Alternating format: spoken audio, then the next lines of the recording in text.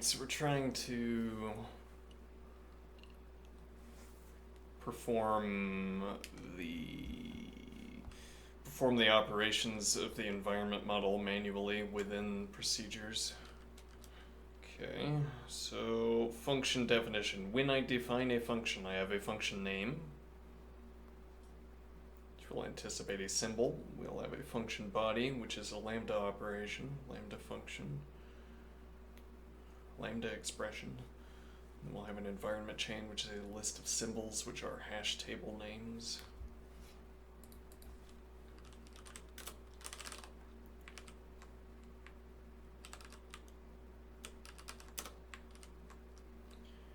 Okay.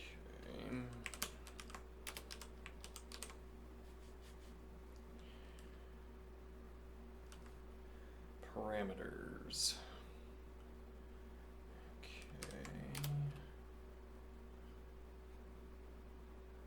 And those will be the parameters to the function. Okay, so suppose that I wanted to define a list cycle. Alright.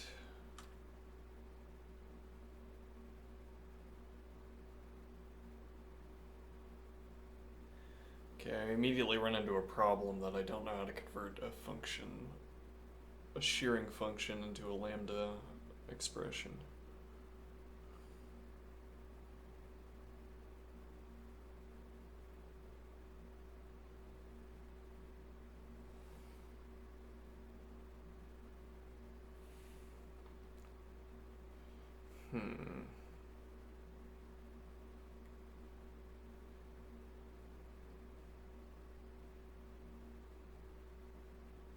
It's not clear that I need the environment chain either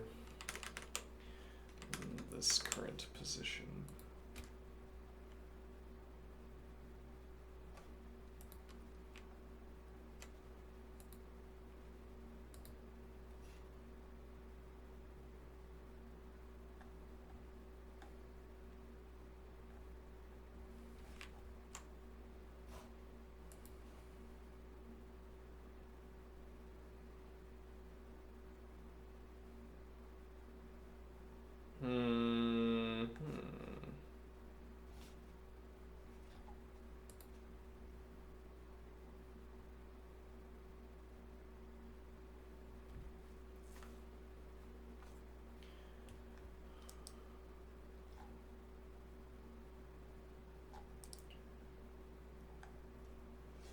This isn't saving for some reason.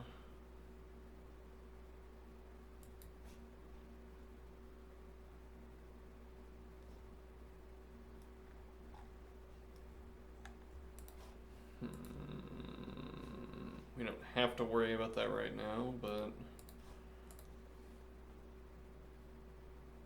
yeah, there it is.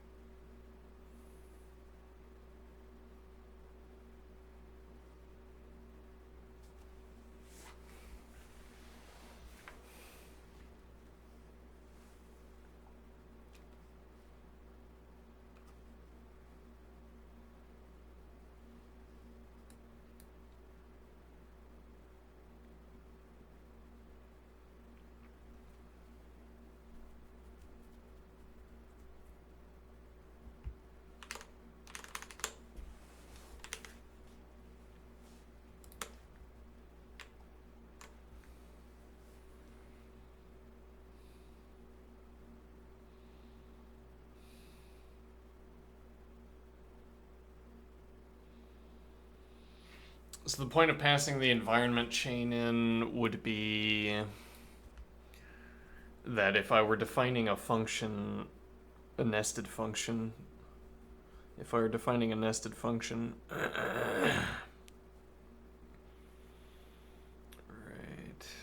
then that would need to be scoped locally, and that we would accomplish the local scoping by only hashing the function definition in the most recent hash table in the environment chain. So we have an environment registry.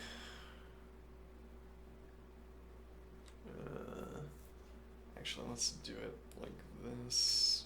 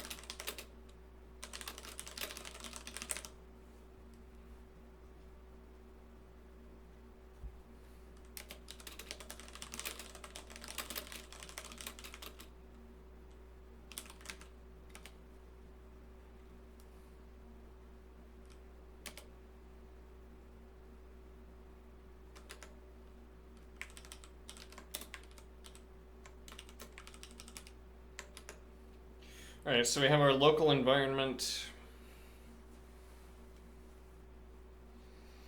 Okay.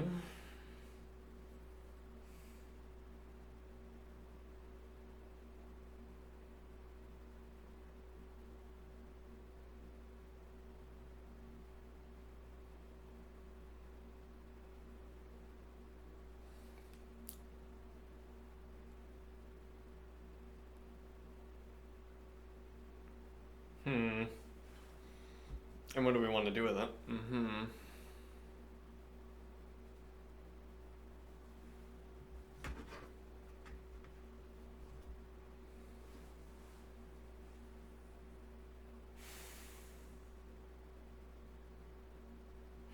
Well, what are we hashing? We have the function name.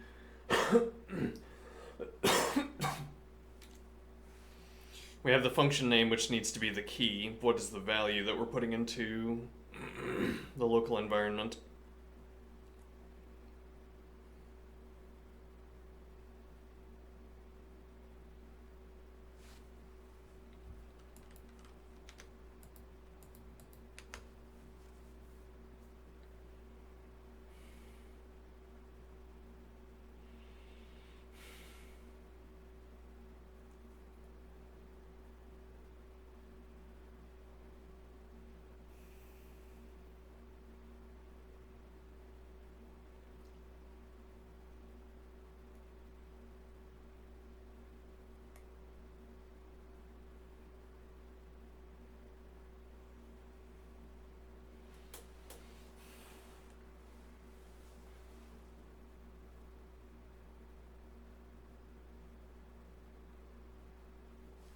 Yeah, it's like we need a better architectural idea. Too many unknowns at the moment.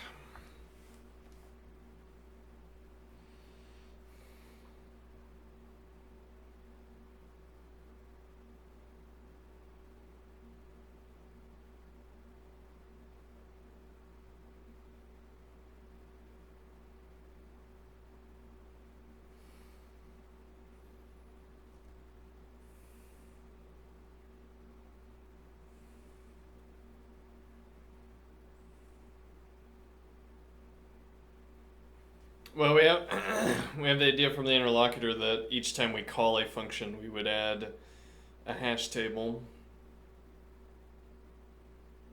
Hmm.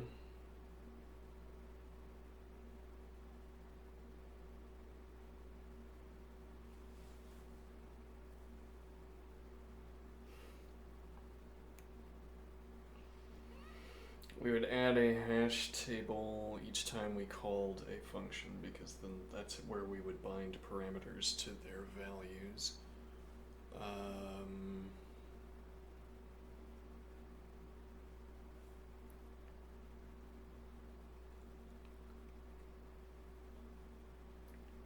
Okay, so if I have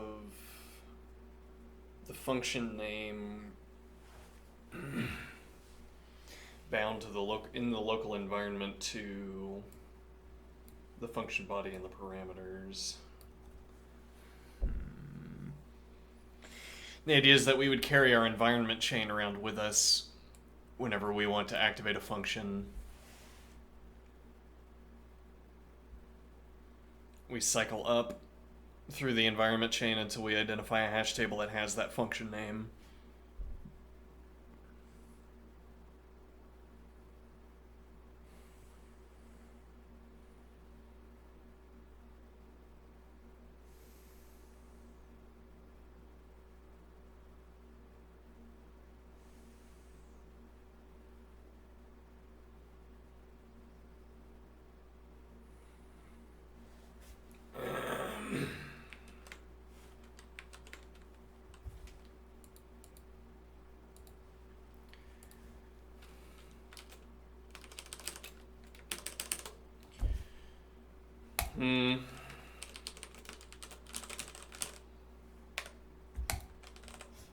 My keyboard is busted for some reason. Let's see.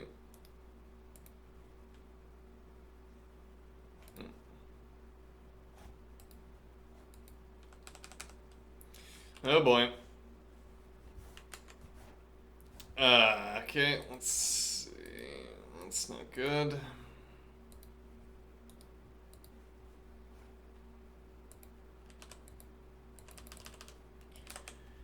Let's try unplugging and plugging it back in. That often helps.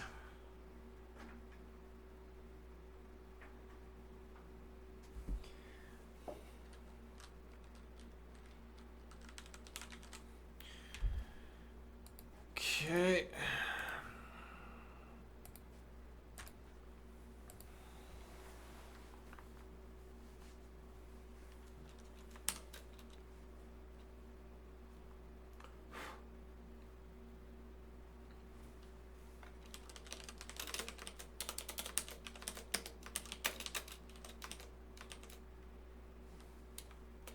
Yeah, so you can't call an anonymous function recursively, so you'd have to do define.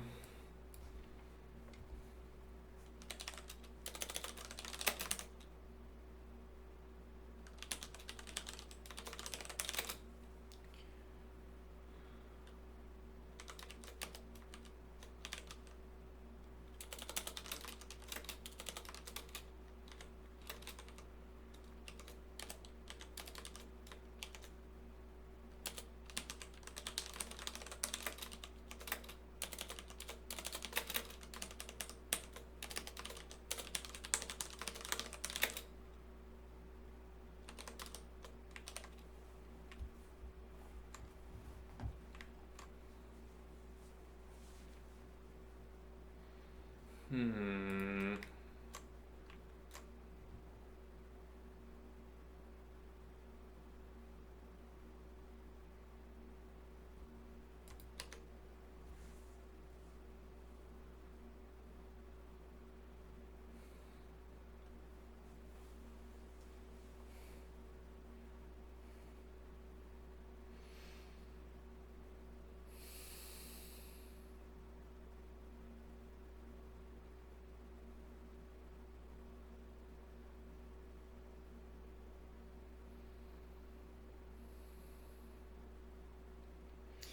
guess that's fine. We can bind function name to a standard. Yeah, but then does it make sense to have a separate list of parameters?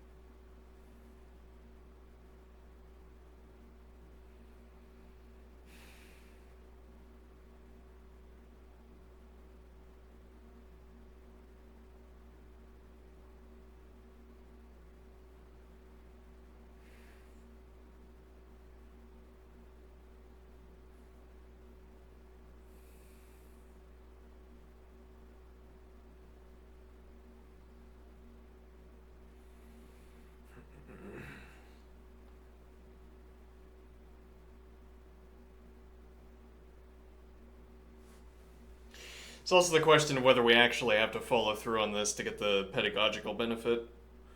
The idea of holding a hash table at hand. Yeah, but I mean, yeah.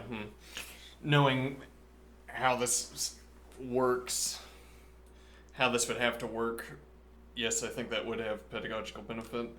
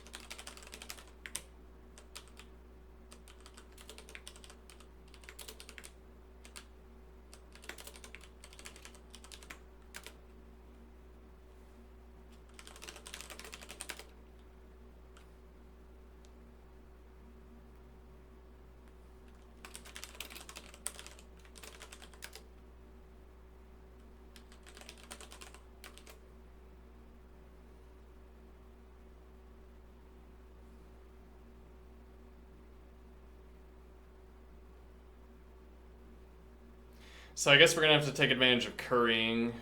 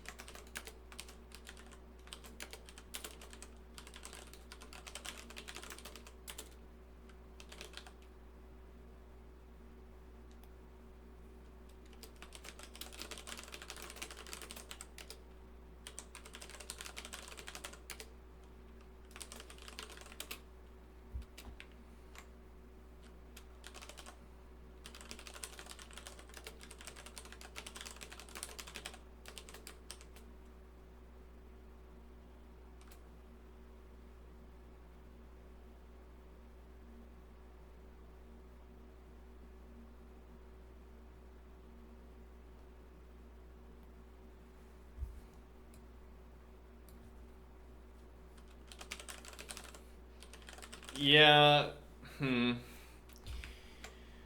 So we can instead set the environment registry, and again, the point here would be that the all of the scoping is done by the chain list. Okay.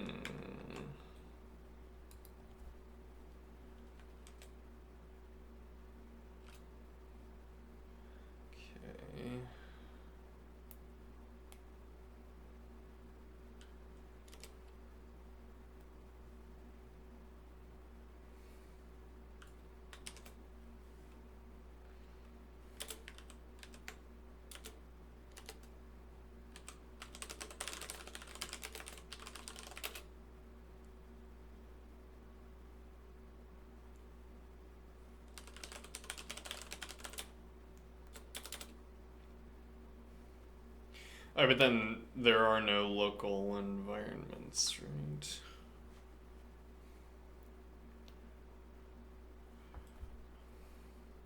Yeah, so it'd be href environment registry. Right, there wouldn't be any local environment. Yeah.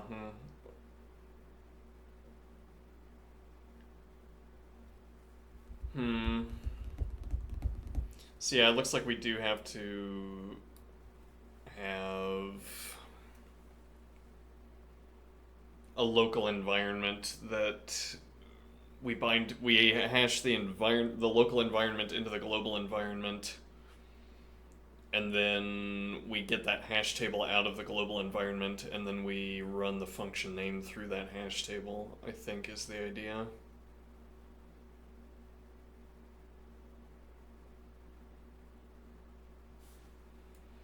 Okay.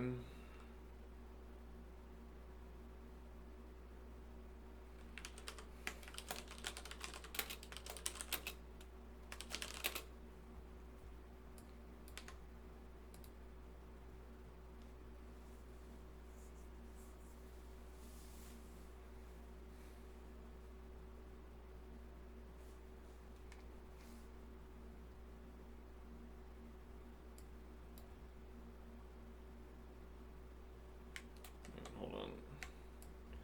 Yeah, so this would be local environment, right?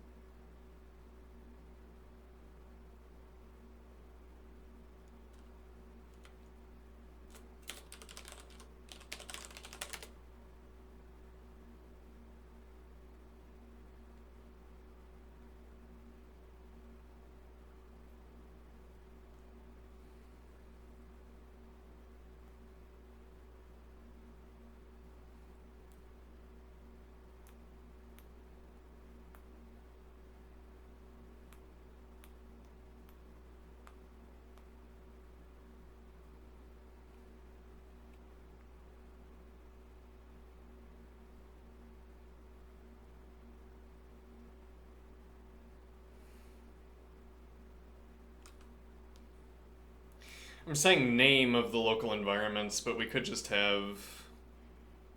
Never mind. So href local environment function name. Okay. So this is going to be a list. Not really. This is going to be a pair of function body dot parameters. Okay.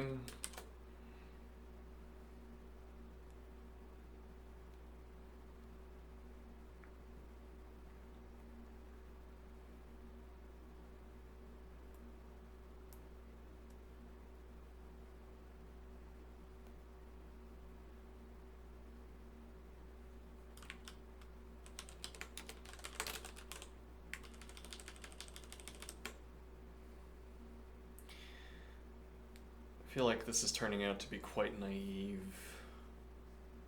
but then recognizing the naivety will itself be the lesson, I suppose.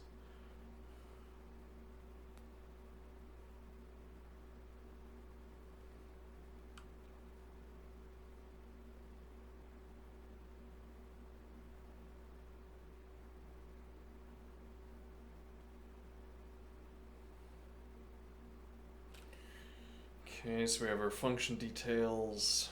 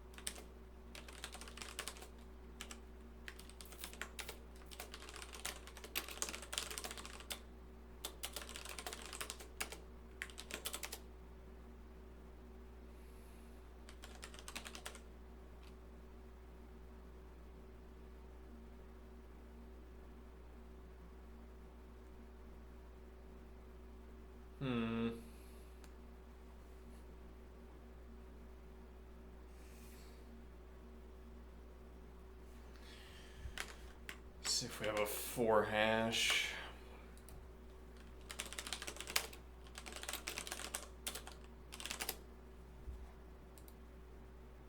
And how it works.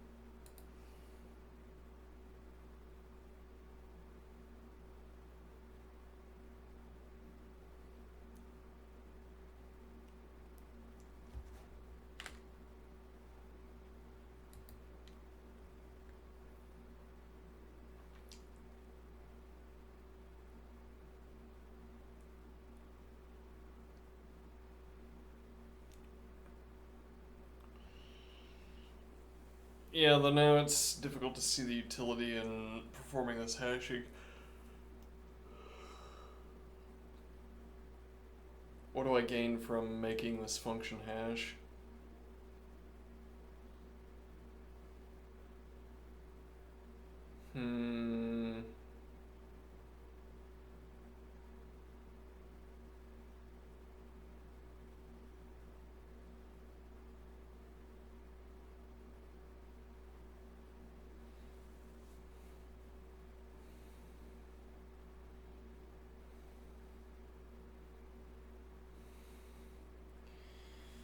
Well, I guess what we would need to do is ask.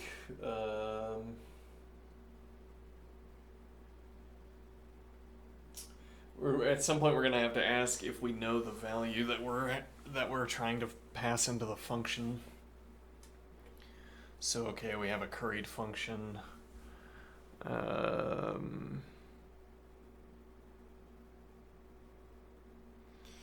We have a curried function.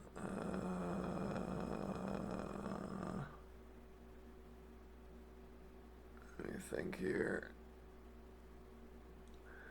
We have a curried function, and we need to ask whether the current argument is in the environment. Okay, but then we don't really need to bind. Like, we're going to be passing the arguments into the curried function. So we do need to bind values into hash tables, but we don't specifically need to bind. No, but yeah, we do, right? We do need to bind. Because if we nest another procedure beneath the current procedure, then we need to be able to find the bindings in the closure, in the surrounding closure. Huh. Oh yeah, well there you go. That's how it's done. This is actually in the let definition.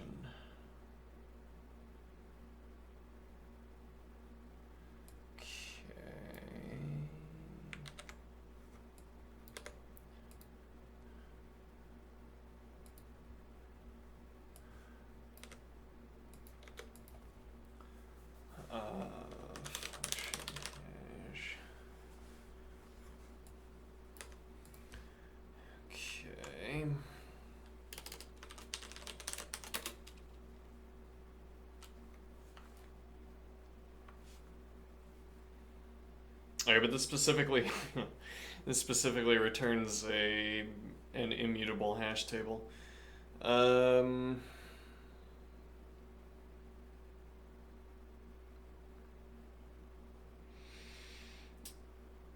Which seems like it would make sense because once we've made a function call, those values. Well, actually, no, those values are immutable in Racket anyway. We can change argument names in the midst of the function. Alright, so for hash doesn't work because it returns an immutable hash. So instead we need...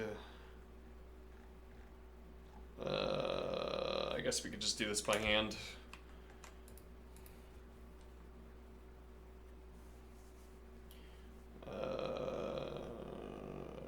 Let's see.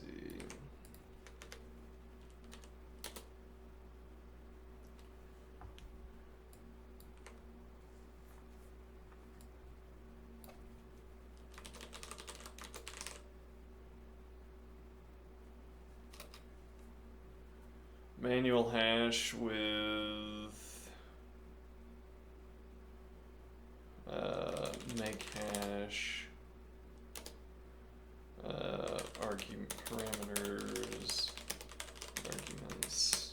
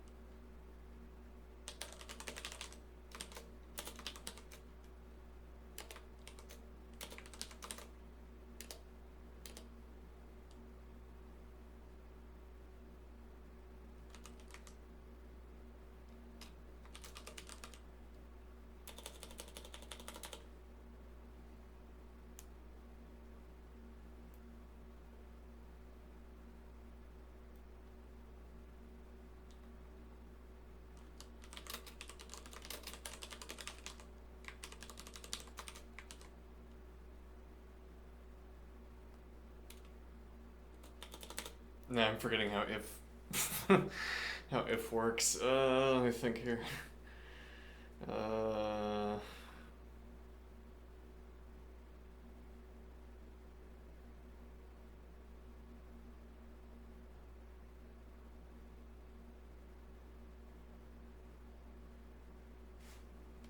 Yeah, this should be parameters.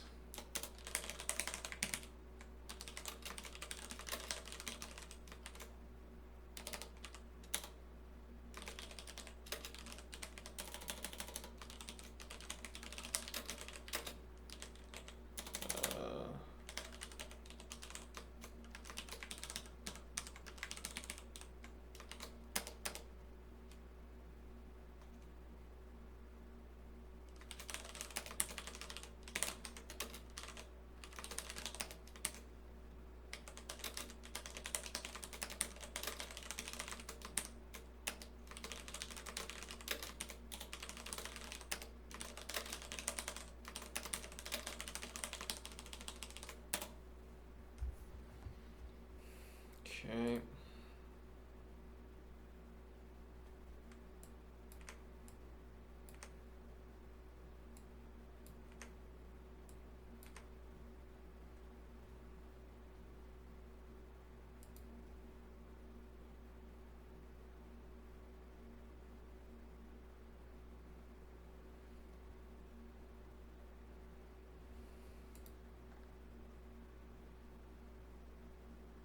So we have our hash table, hash set.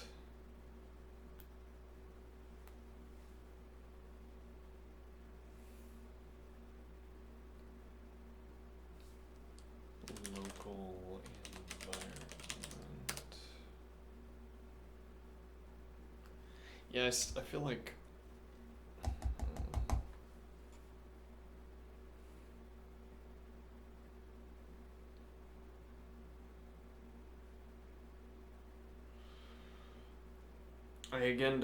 I don't understand why we have local hash tables rather than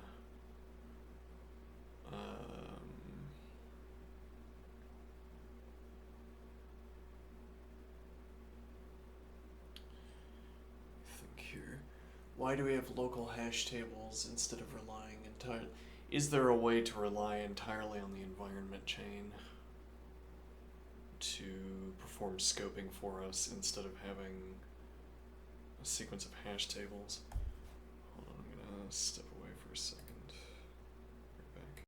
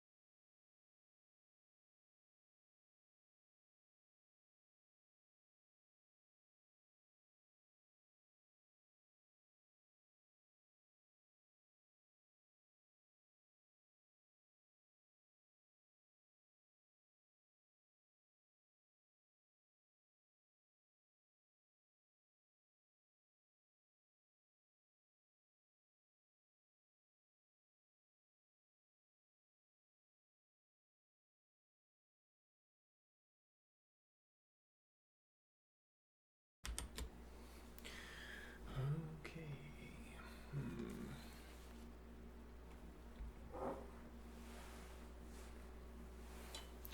Well, I think the idea is that every hash table is going into the environment registry.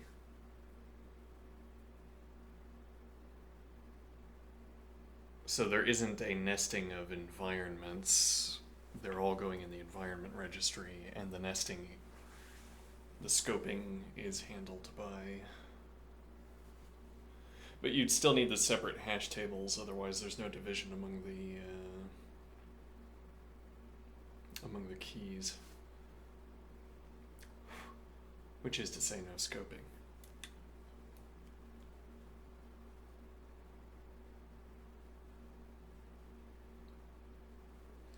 Okay, let's see.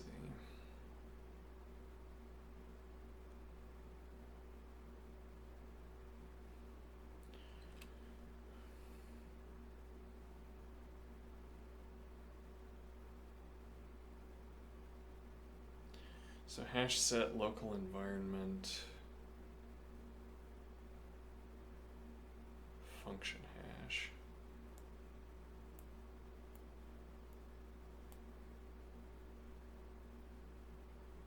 Alright, but now again the question is, why am I...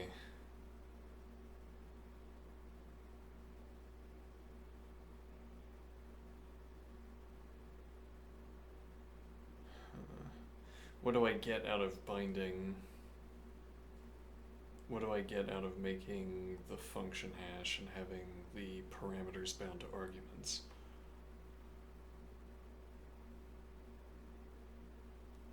I think if we're going to have the currying idea, you don't gain anything. The currying now takes the...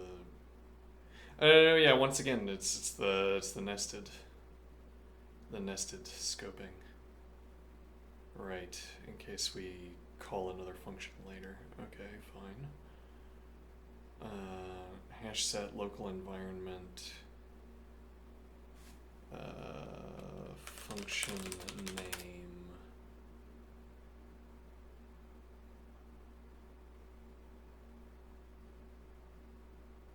Okay, that doesn't work. We have already bound function name.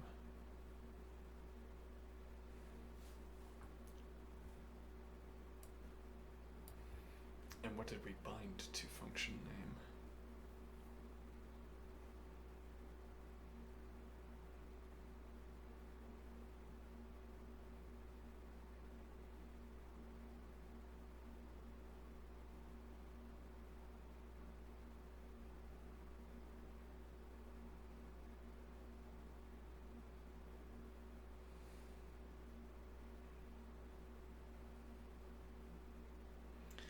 The function details, which included the parameters and the body of the function.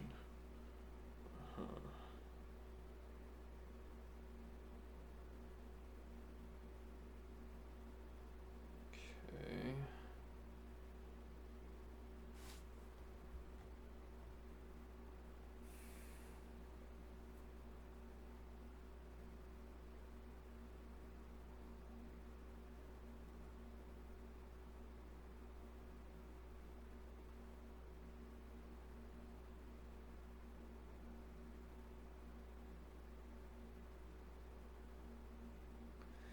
So we could do function body parameters and then let me think here.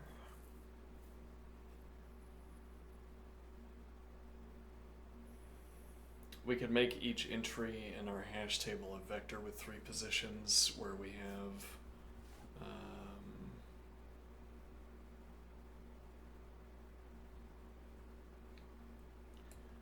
a vector with 3 positions where we have let me think here. Well, we'd start with function name and then parameters. So instead of having this list,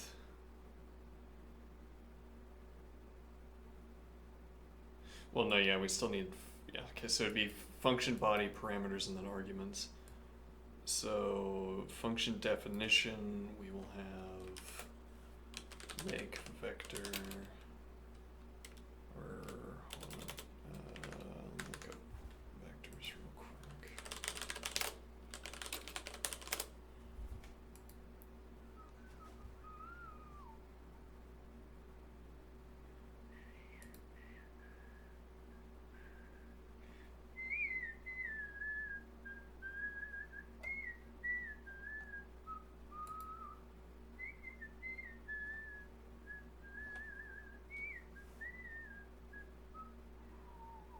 Yeah, we want specifically.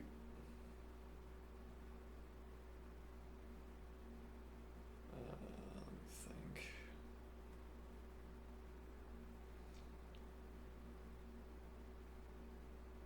Well, okay. I mean, we could just do.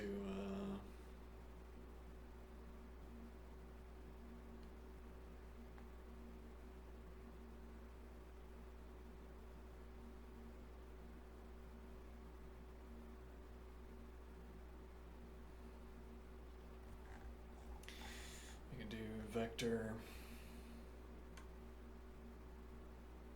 Oh yeah, here we have. Okay, there we go. Okay, so vector.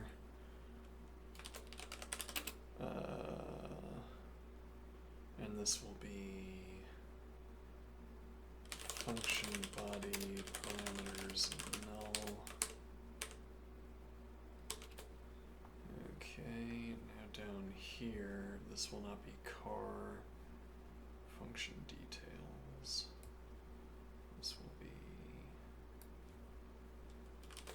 hash, rather this will be vector ref. Okay, this is now a vector.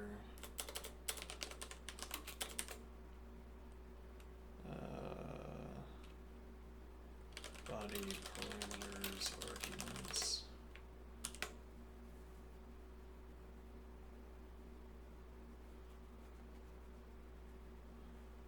Okay, vector ref, function details,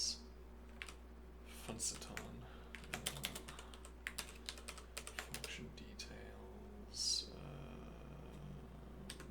0. Okay.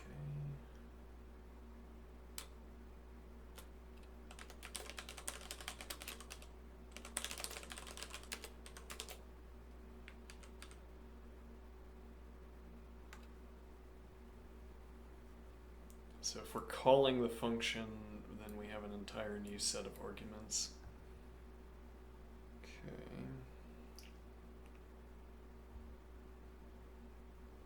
So now what we do is vector set function details 2 and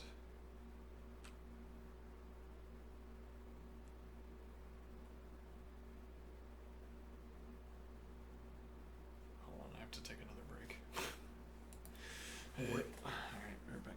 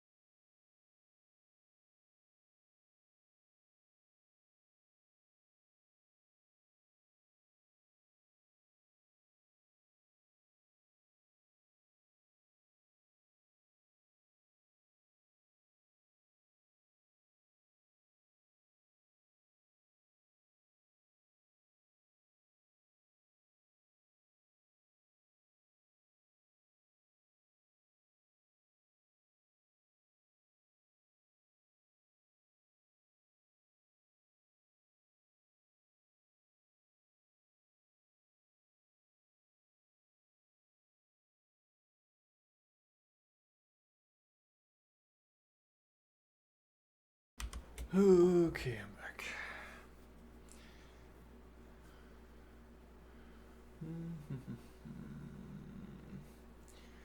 So now we're going to have a vector where we have body, parameters, and arguments.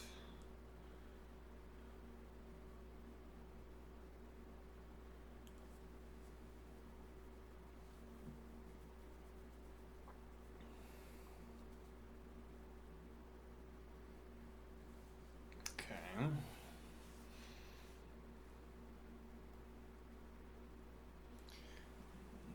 Vector set function details to with what? With arguments, I suppose.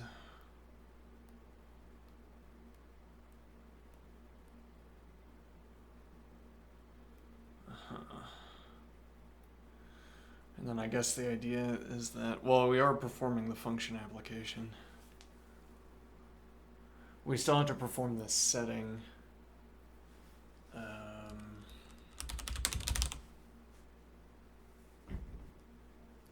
So that we can reference these values later.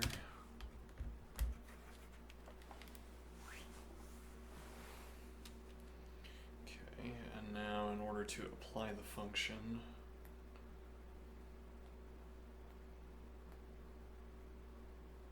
well, why do we need the parameters?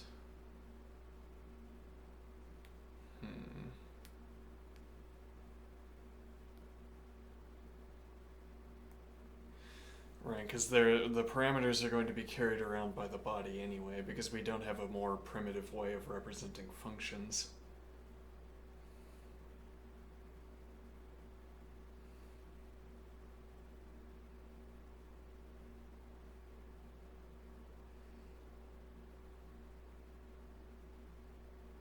Actually, I guess the point here is that I can cycle through the parameter arguments, or rather I can cycle through the parameter list and the argument list at the same time in order to identify the name of the argument. Though I could also do that with const pairs instead. Let's see.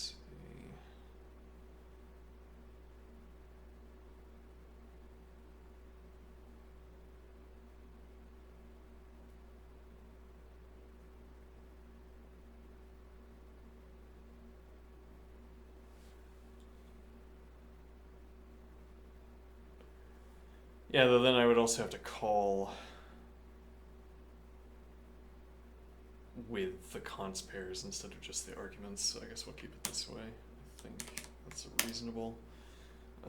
Okay, now we will do... Well, so we want to apply... Right, yeah. Actually, can I do...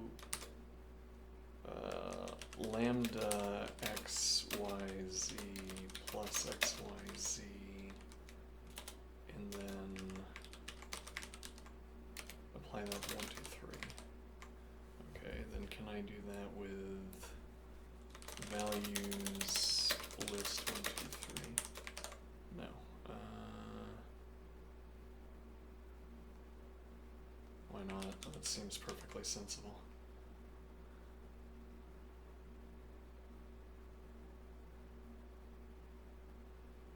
Well, whatever.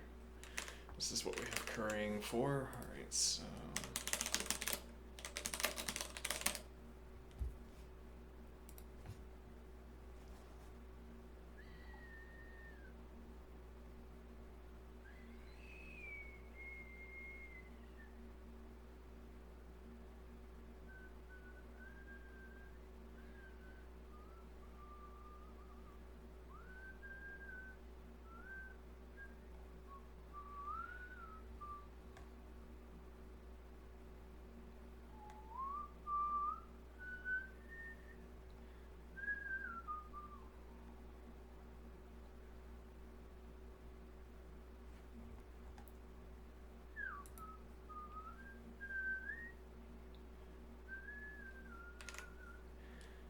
so let's make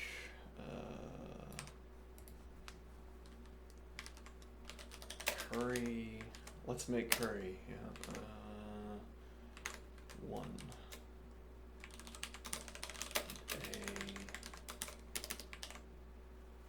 Alright, show me A.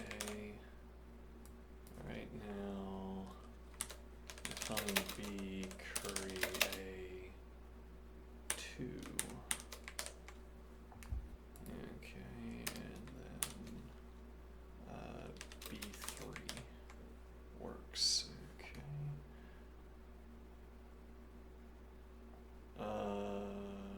And let's make sure they're in the right order. Let's see.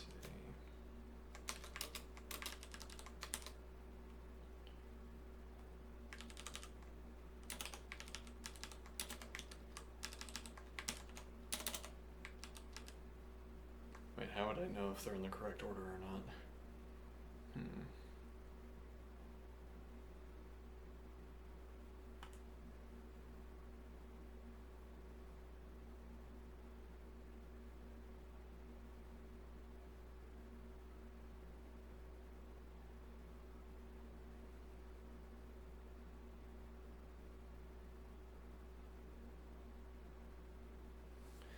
If I do, I don't think that's the right idea.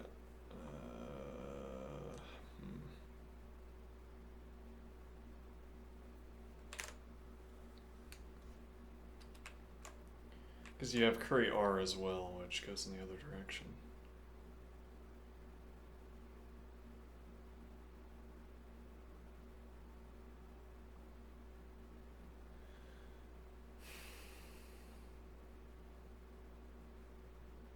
I'm going to assume, well, no, I don't want to assume that this works. Let me see.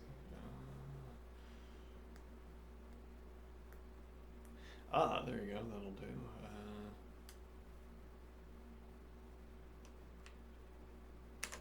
So if I do define C, curry, const, const.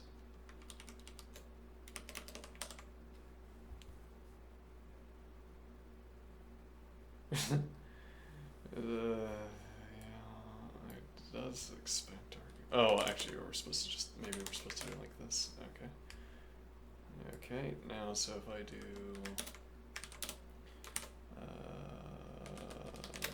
curry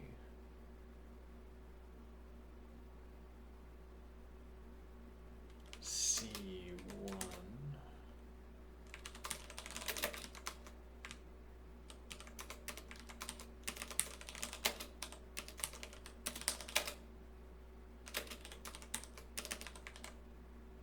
Okay.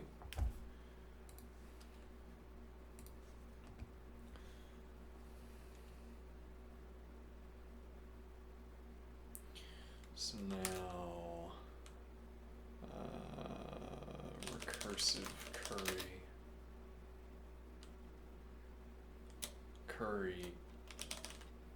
recursion, recursive curry with, let's see here, function body and arguments. Okay.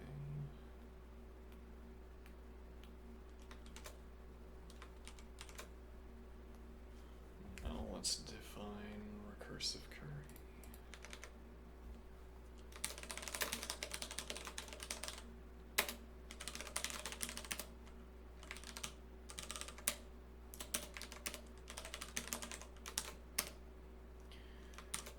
Okay.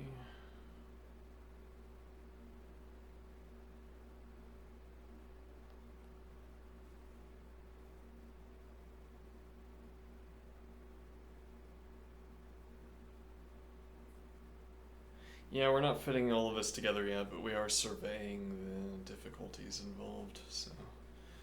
So recursive curry, null, if null arguments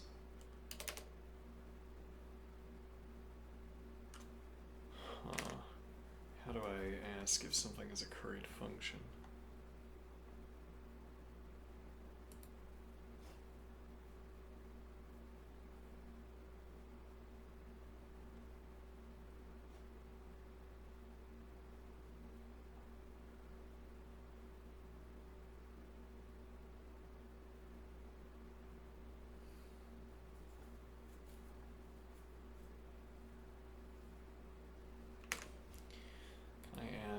For instance, value 5. No.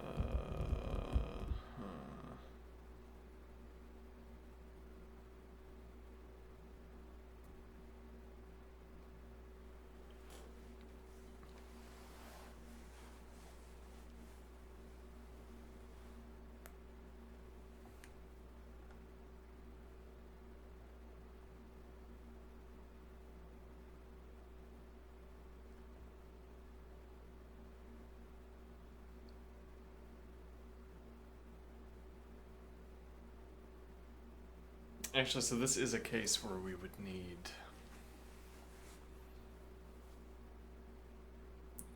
need to pass arguments in. Rather, where we would need to pass both the environment chain and the parameters in. And the point would be that if my argument contains a name of if my arguments list contains the name of a parameter from earlier, name of an argument from earlier, then we can search for it. Okay. And then, yeah, we also need to pass in so arguments, then function hash. So the manual hash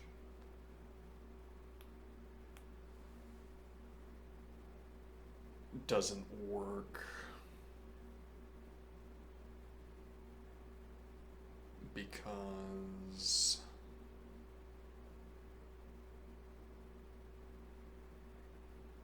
do I have self-evaluating?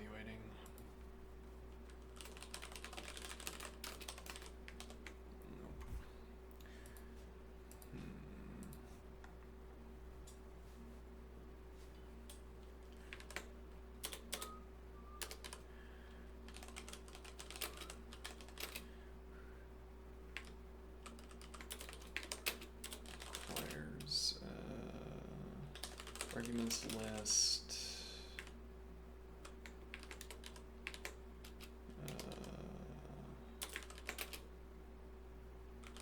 function hash, and environment chain.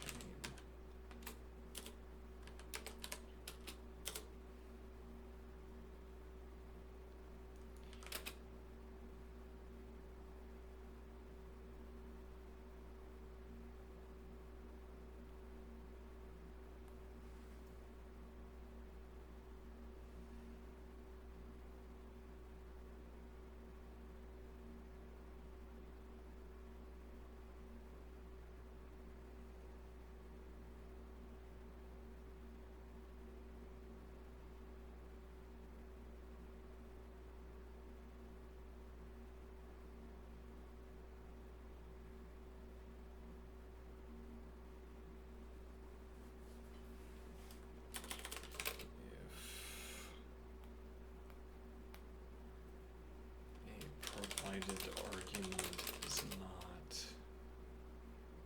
a self-evaluating literal required argument or an unevaluated but evaluable operation.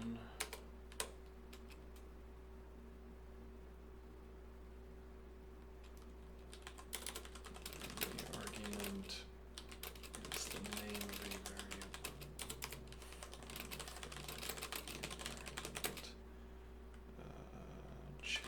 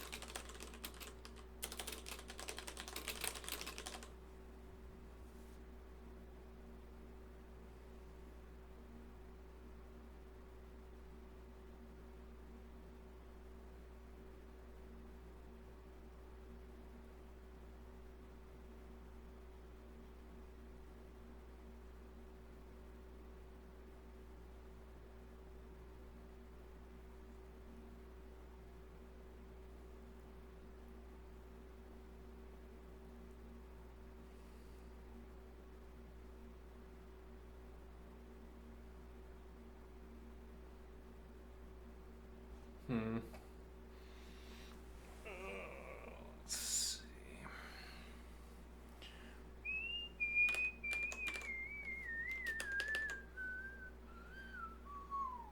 Did I listen? Yes, I did. However, oh.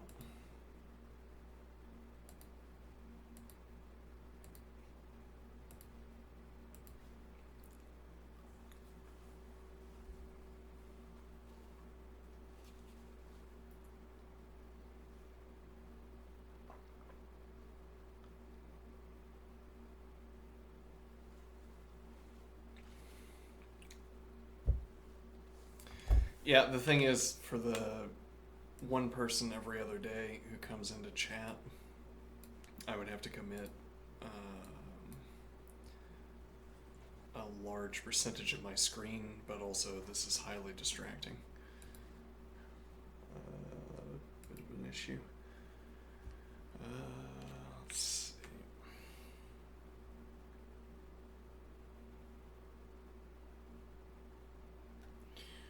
So we need to send in the arguments list, the function hash.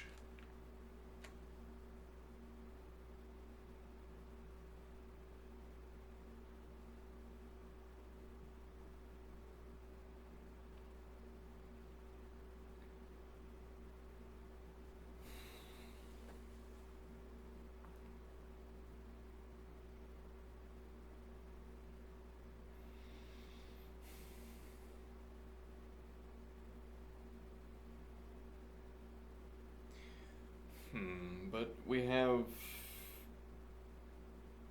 parameters are symbols, if I recall correctly. And actually we can see here the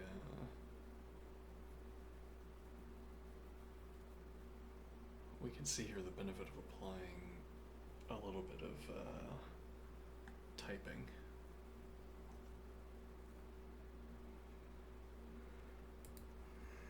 Maybe not, full on typing, but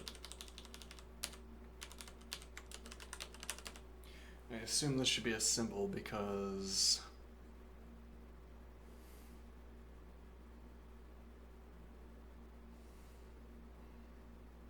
we need to be able to run hashref, but we can't be running hashref with a value. Like, if I want to run hashref on the name of a parameter, the name for a parameter, I can't be running hashref on the parameter itself because the parameter itself would be a value in the context of evaluation. I mean that if I have a parameter, lambda xy, x plus y, or plus xy, okay,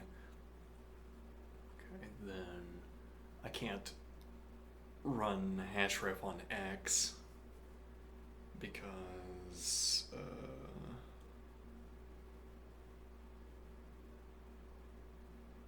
think here, because x would be a value in context.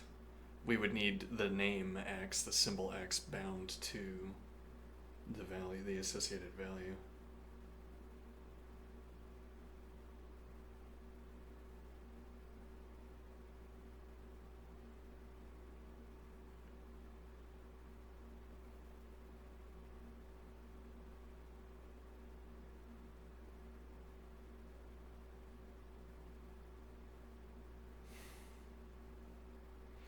So the function parameters are symbols.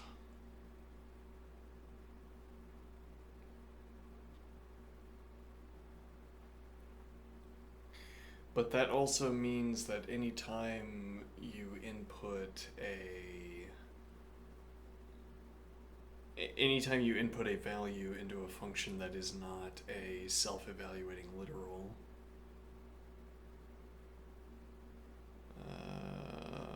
you would need, well, anytime you reference a parameter instead of placing a direct value in, you would need to use the symbol instead of,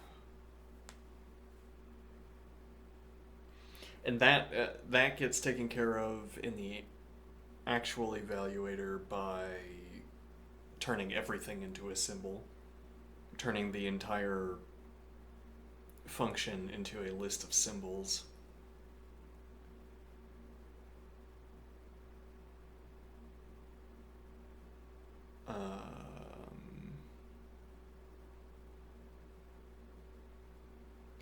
a list of symbols and self-evaluating literals.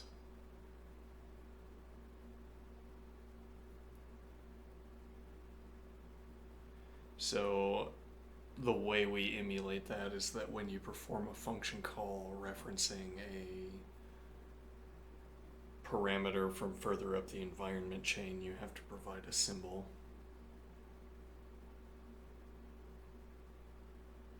Okay.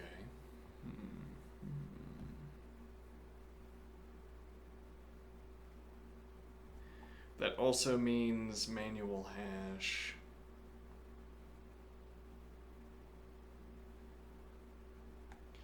Let's see, let's make another note here. Manual hash.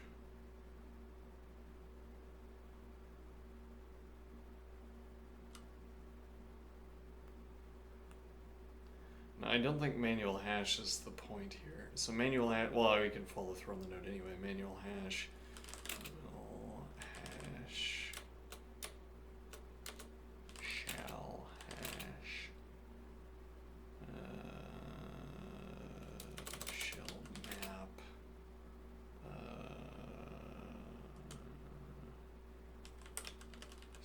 parameter symbols to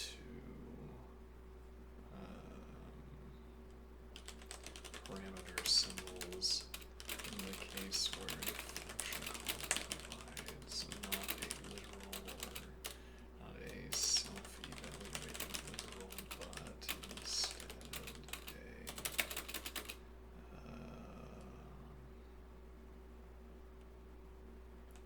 a reference to a parameter bound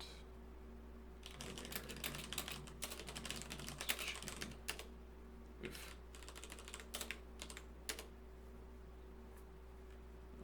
Let's see.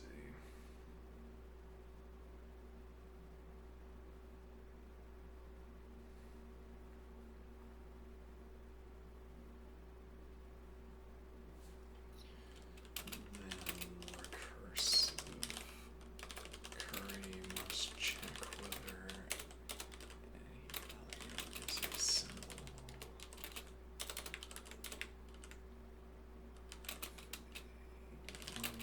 In the function, if a value returned by the function hash is a symbol, this must trigger a search of the environment chain.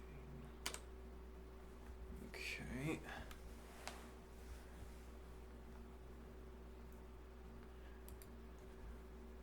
Null arguments and return body. Okay.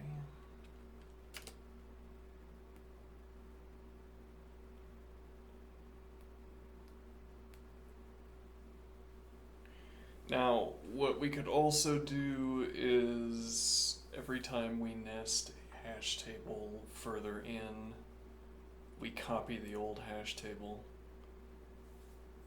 And then we would immediately have access to all of the bindings.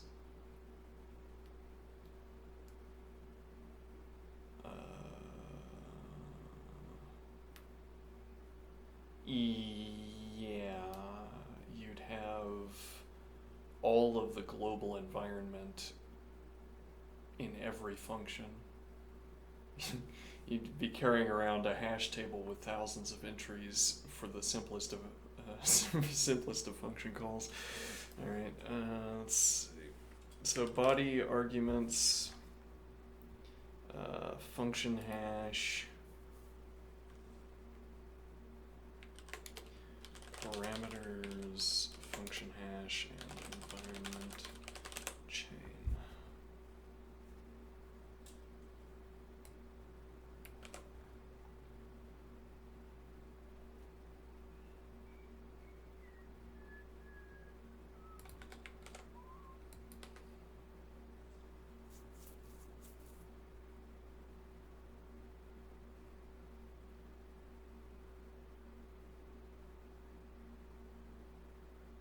Wait, we don't need to pass parameters. Yeah, never mind. Get rid of that. Alright, so null arguments, return body, else let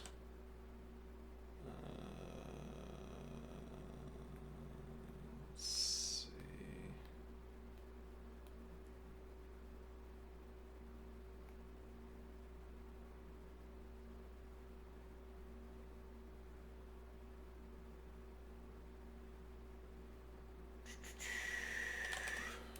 Ref car arguments.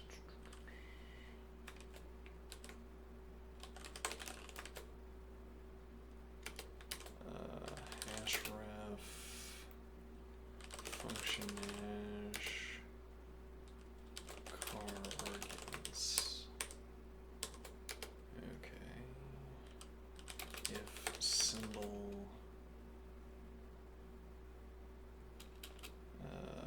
ref car arguments, then something else called recursive curry with curry body ref car arguments. Okay, and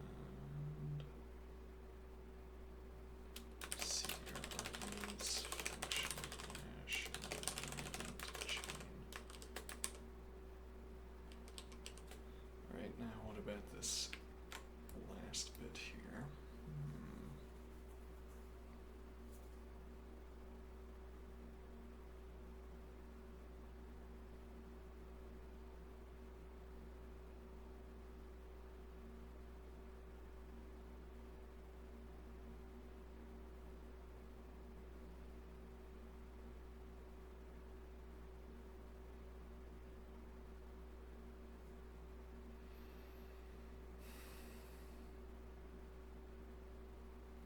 So we'll go through environment.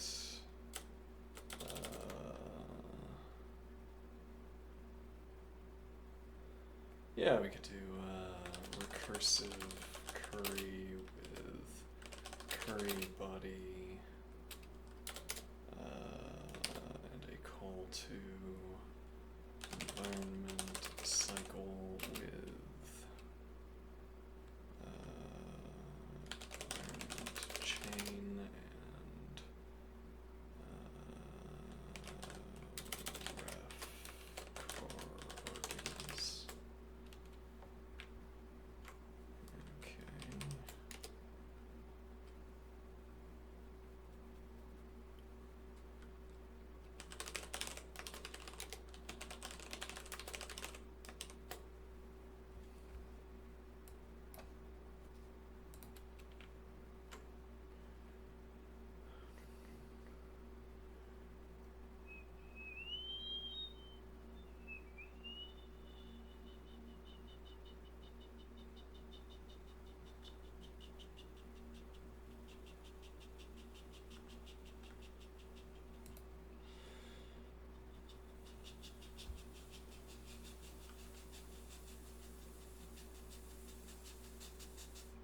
Alright, define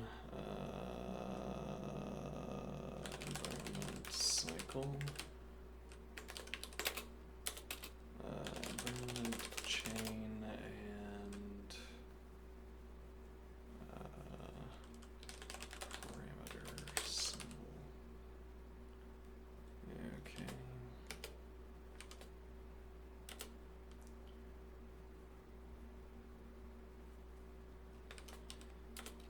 If hash ref environment registry car environment chain.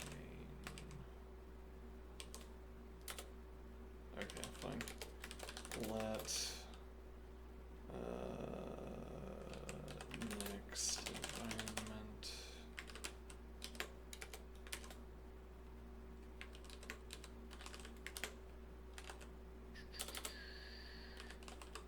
dash ref registry car environment chain. So actually this is val lookup. Yeah, let's see.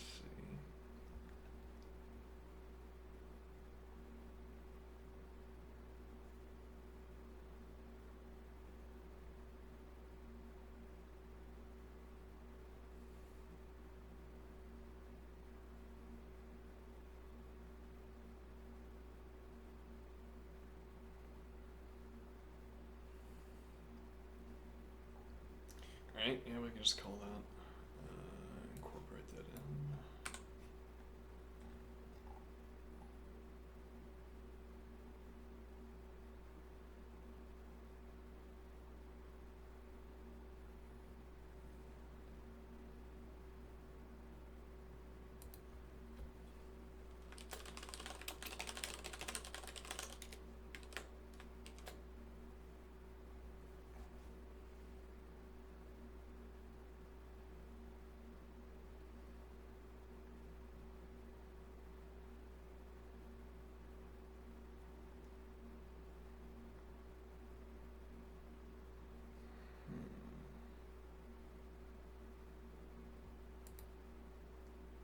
So now this is not environment cycle, but lookup.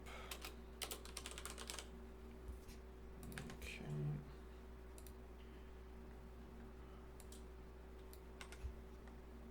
So that's going to fill out the body with arguments.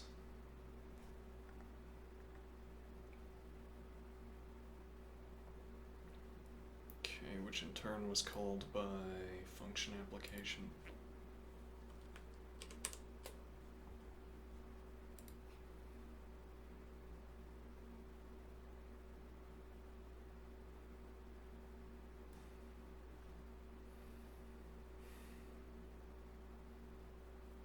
Okay.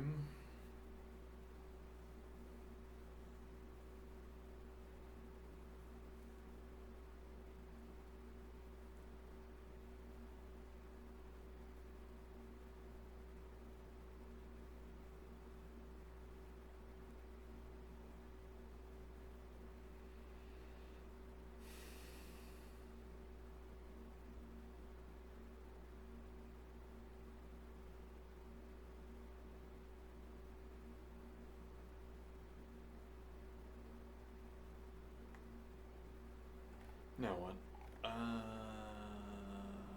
We can now apply functions, I suppose. Huh.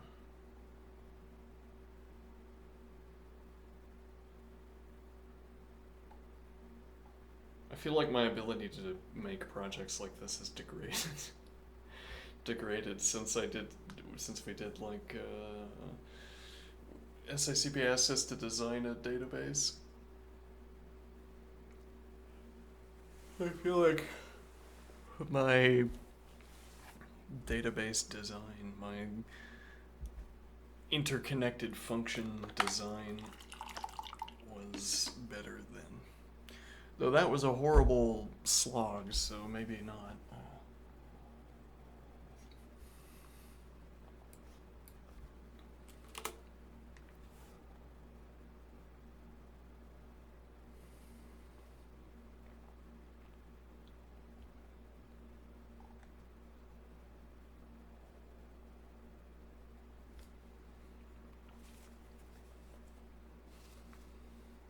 Actually, doesn't this also need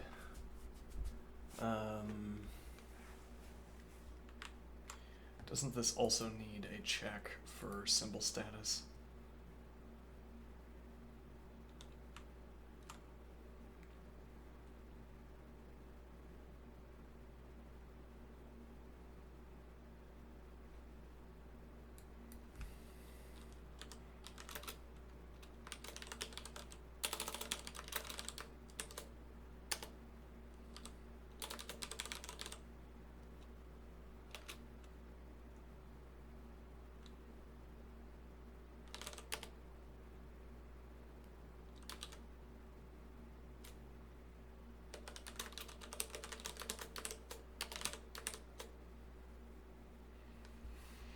Now, if the output here is a symbol, then that's because we can get we're binding down here. We're binding parameter names to symbolic arguments when we have them. When we have symbolic arguments. So we must have been doing that up above as well. As above, so below, as it were. Let's see. Okay.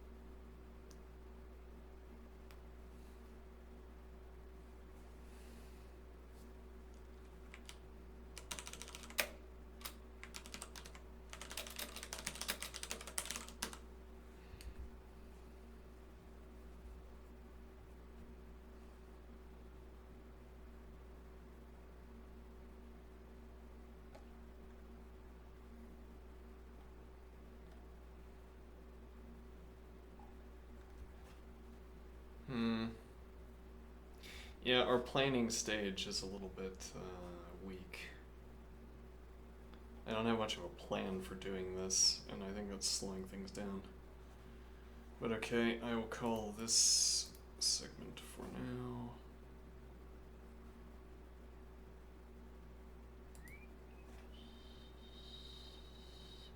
When I return, we will do whatever it is when I return. After saying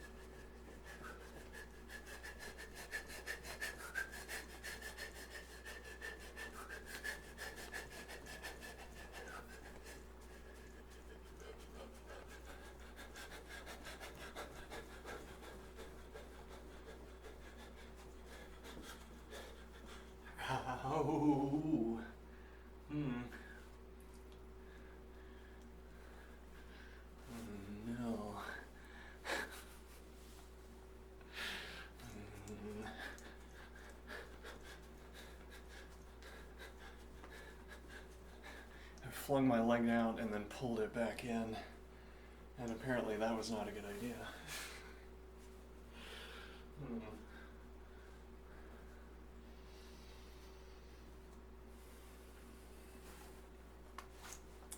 Well, we could do squats again.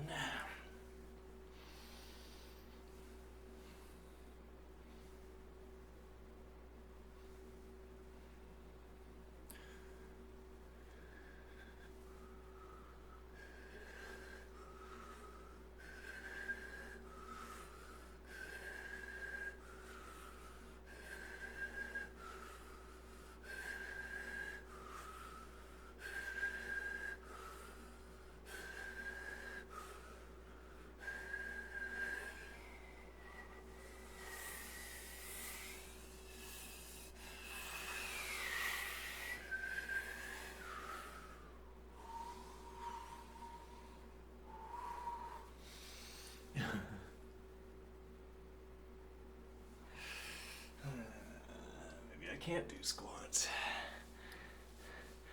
And yet, why would my legs be so exhausted? Well, we did do a lot of squats yesterday. I guess squats involve a muscle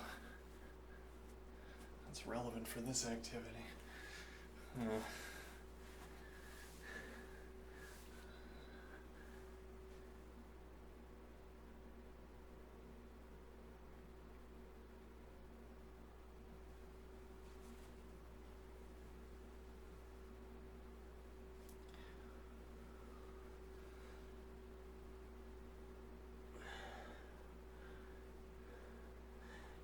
Nope, that's not a good idea. Okay.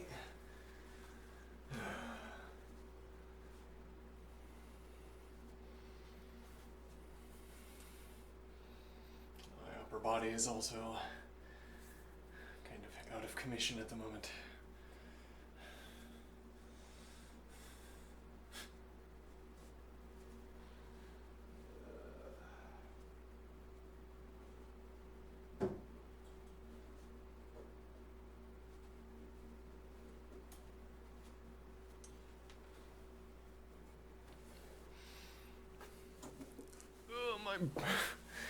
My beaten up body. Very well, then what will we do with all of this our free time?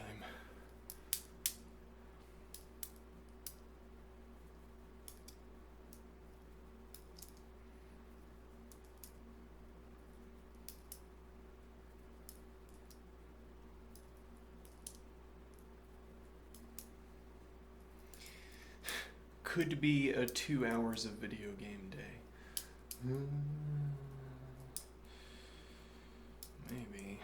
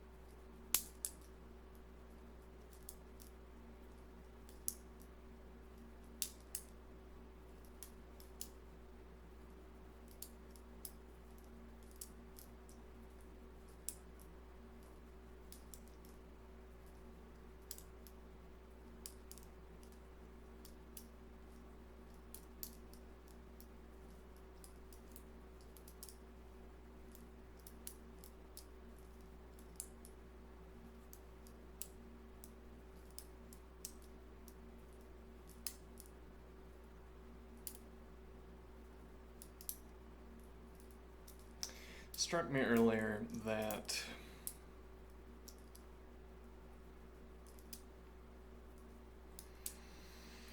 Sometimes I will have a mental image, and then when I start discerning what sentence I would have to construct to reference that object, I stop myself and say, no, try again. Where, like earlier, I was talking with the interlocutor and I said, I worry, I will not be able to produce the words verbatim, but I worry that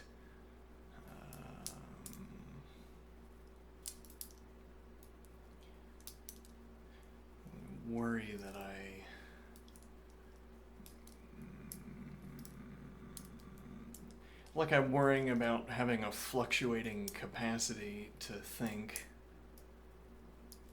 Okay, this is not what I said, but a description of what I described, I guess. I have it's describing the same.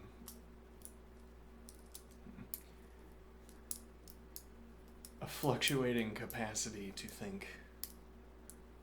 Okay, and then the issue with this is that then my best thoughts become like small diamonds on a beach.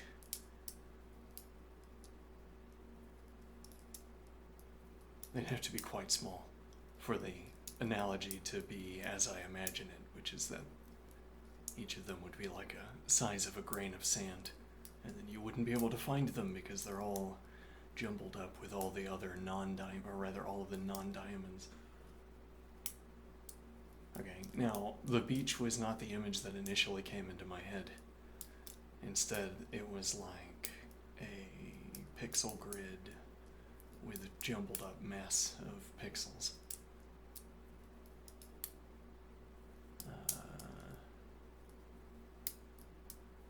Okay, so I have my jumbled up mess of pixels.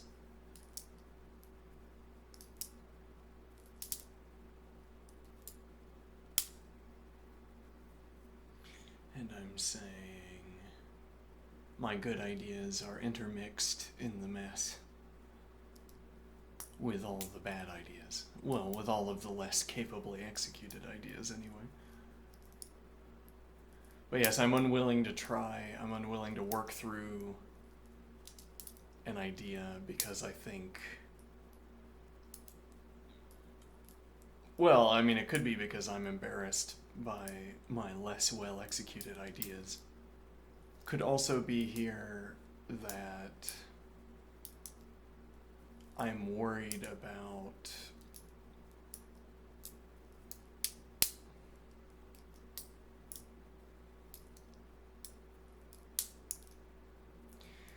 right, well, if I keep heaping on the ideas here, heaping on one idea after another, then it becomes less clear what the point was. Well, I could be heaping them up into a tower instead of heaping them up into a pile that spreads outward. And then that would keep the discussion focused, keep the points clear. And then there would be better or worse days. There would be, as it were, more or less ground covered going in the right direction, but we'd always be going in the same direction. More ground covered if I was thinking more clearly, I suppose.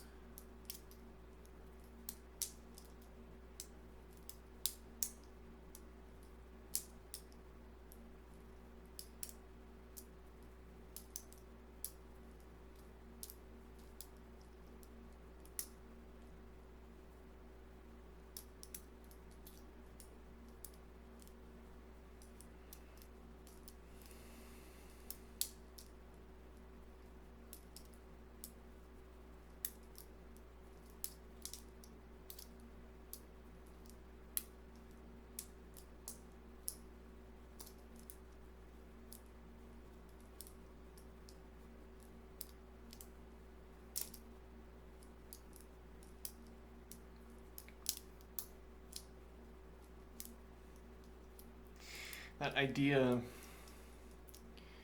that the interlocutor raised. So if a week or two or whatever back, I examined this idea of economic objects. Right, and I don't think I got across the point of talking about economic objects. The idea was to point out that each domain of discussion has its own sort of default grammatical object.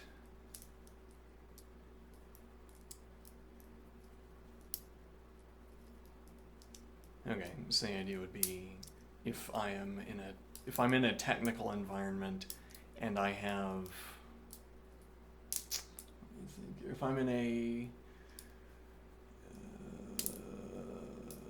I am in an environment where I am practicing a technique and also anyone else I am talking to is practicing a technique, or even I'm on my own practicing a technique, the world my grammar focuses in.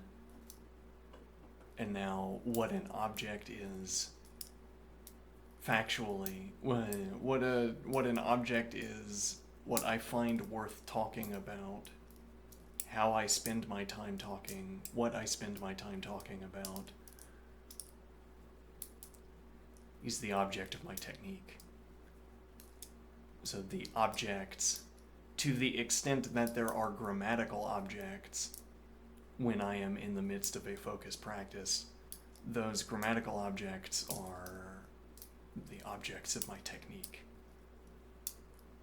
One point this contorted sentence is making is that I'm not considering other kinds of objects. If I am in the midst of using a technique, the positive occupation of my attention by the objects of my technique precludes the positive occupation of my attention by objects from some other technique, or at any rate from objects outside of the technique. So I'm not thinking about frisbees when I'm practicing a musical instrument, unless I get distracted, I suppose. And then I get pulled out of my technique, I look at the frisbee for a few seconds, and then I say, oh, distraction, right?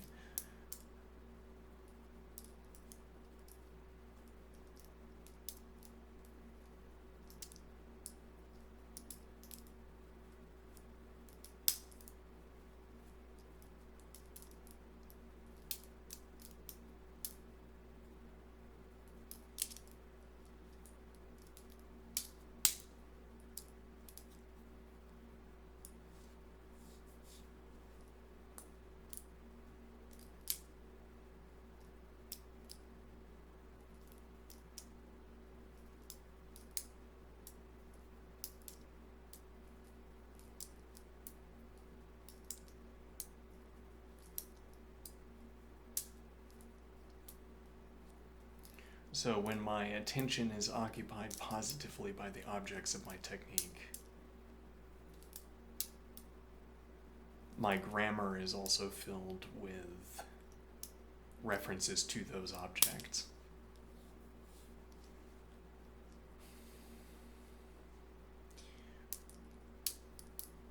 A related example. Why was I talking about? Right, I was talking about the idea of labeling an image with free fall or not. So I have an image, okay, and I can isolate all of the objects in the image. How can I do that? Maybe we're taking that for granted. Well, no, we're not taking it for granted, right? We have three-dimensional grid objects. Okay. By referencing the three-dimensional grid objects, we could define a discrete topological object.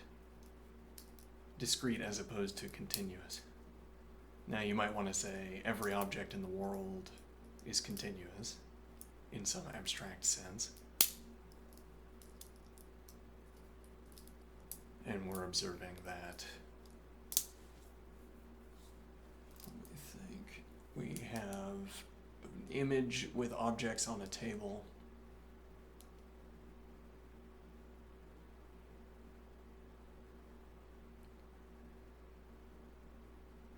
we're saying we can pass the image. Yeah, well, and saying pass the image into a three-dimensional grid is a shorthand for saying we could construct mathematical models for each of the objects.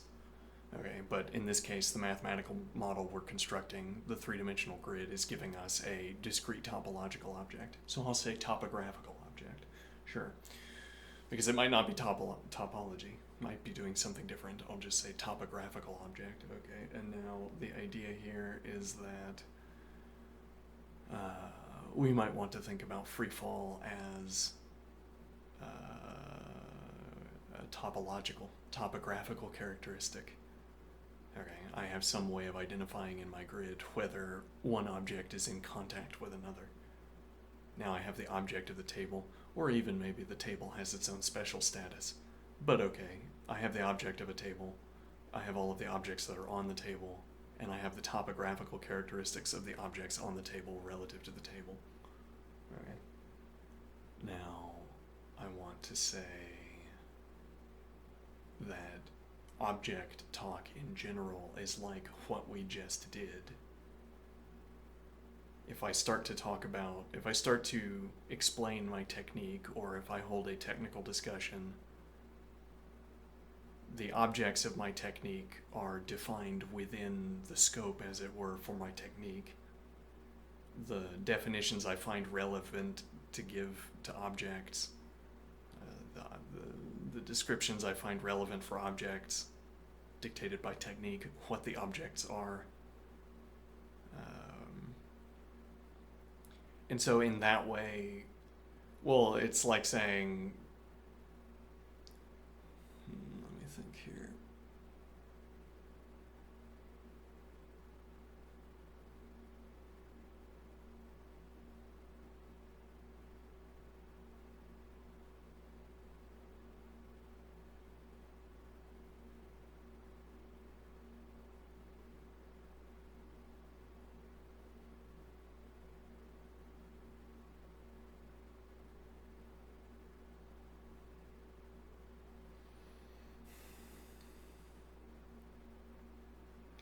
Like, I want the idea of a logical object,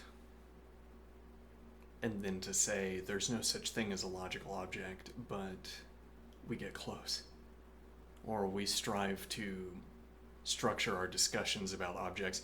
In mathematical contexts, we try to, or in contexts where we are trying to apply math, we structure our discussion about objects as if the objects are logical objects, or as if a logical object is a perfect stand-in for the physical object.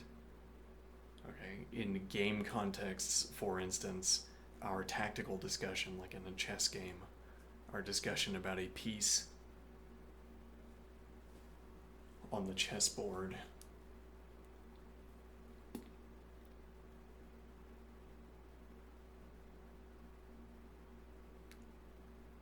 think here. Well, yeah, I mean, that would be I think a plausible example here. I have a chess piece, and I'm not talking about its topographical characteristics.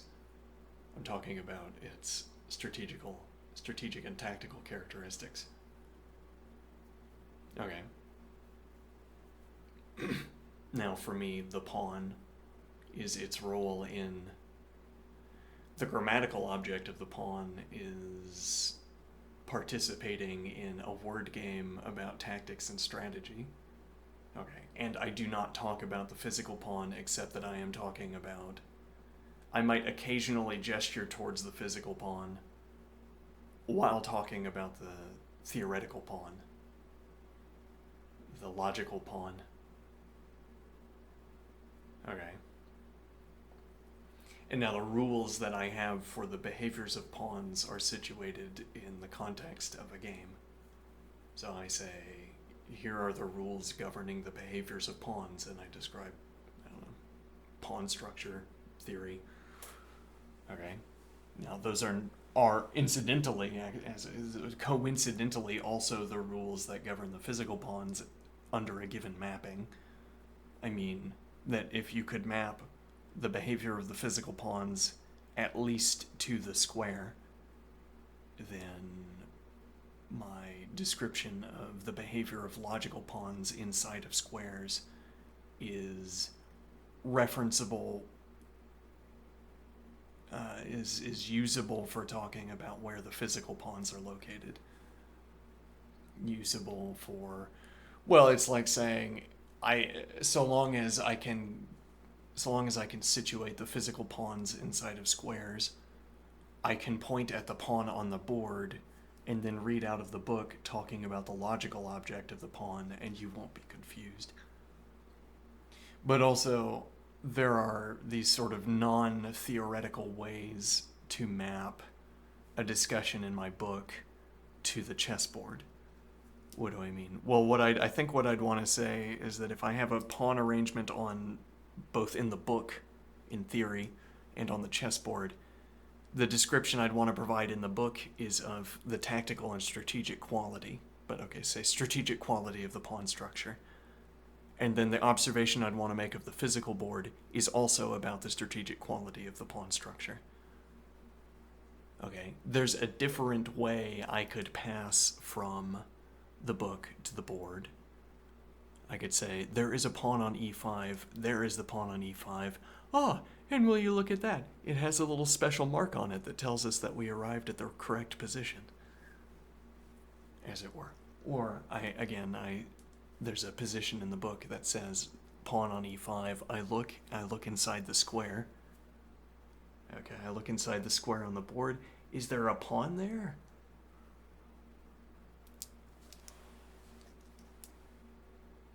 Do you see that this description, is there a pawn there, has become grammatically strained, is undergoing a kind of grammatical torsion? What do I mean? What does it mean for there to be a pawn there in the book on e5? It means it's strategic characterization. What it means for a pawn to be there in our discussion is that black can't play e5. I have advanced my pawn to the other side of the board. We're playing white in this scenario. Okay. I have a pawn on the opponent's side of the board, whatever strategic implications that has. That's what it means when I say my pawn is on e5. As if e5 is an index term, or e5 is a search term, and or the current state of the board is a search term for strategic characterizations, and on the current state of the board I can identify a white pawn on e5. So I would have to input white pawn e5, e.g., into my search if I wanted my book search, if I wanted a strategic characterization of this pawn structure, because this pawn structure contains the pawn on e5.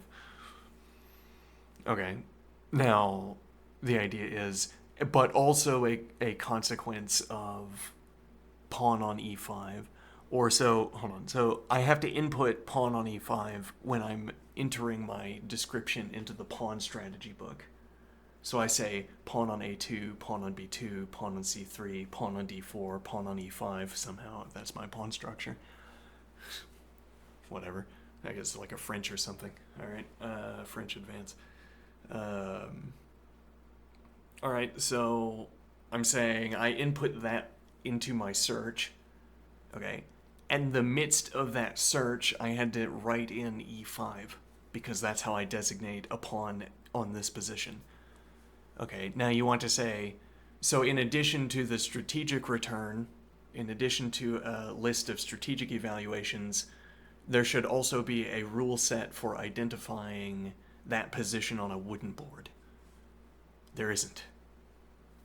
I mean, that isn't among the returns for my search. And why would I think you want that? Why? Okay, that's strange grammar. Let me think here.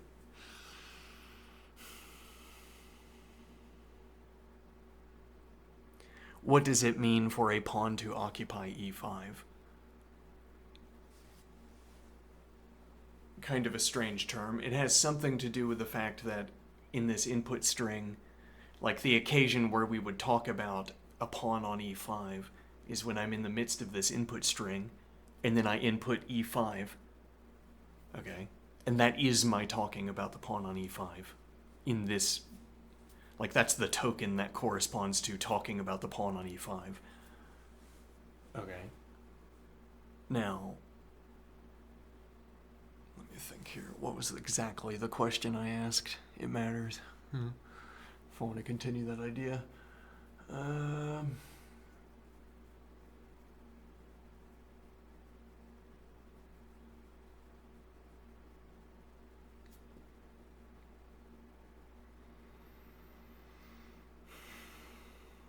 So we're saying the occasion where I was talking about a pawn on e5 was when I was inputting the sequence. And I was inputting the sequence so as to obtain the strategic output. I was inputting this sequence of pawn positions so that I could get the strategic evaluation out of the book, out of our database of strategic evaluations, apparently, where pawn distributions are mapped to strategic evaluations. Well, and I say pawn distributions are mapped to strategic evaluations as they would be if we arranged all possible configurations of pawns and then constructed a database where we filled it with our strategic observations about every distribution of pawns. Okay, that could be the kind of database we're searching. Or we could say that the function that populates such a database with strategic evaluations, we would just lazy evaluation, as it were. We take the function, and every time we have a pawn structure, we feed it into the function in order to get our... And this is like a convoluted way of describing strategic evaluation. Like, it's like we have a function where we take pawn structures, pass the pawn structure into the function, and get our strategic evaluation out.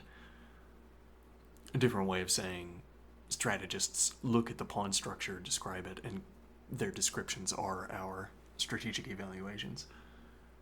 Our adduced strategic evaluations.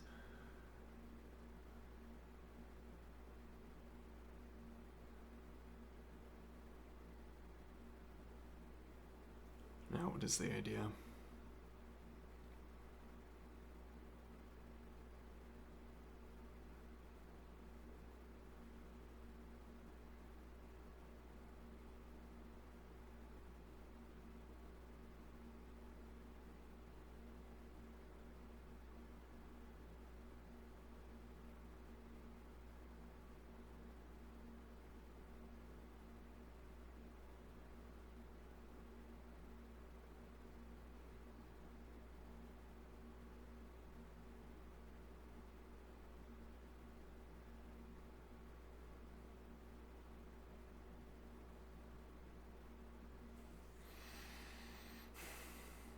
Think here.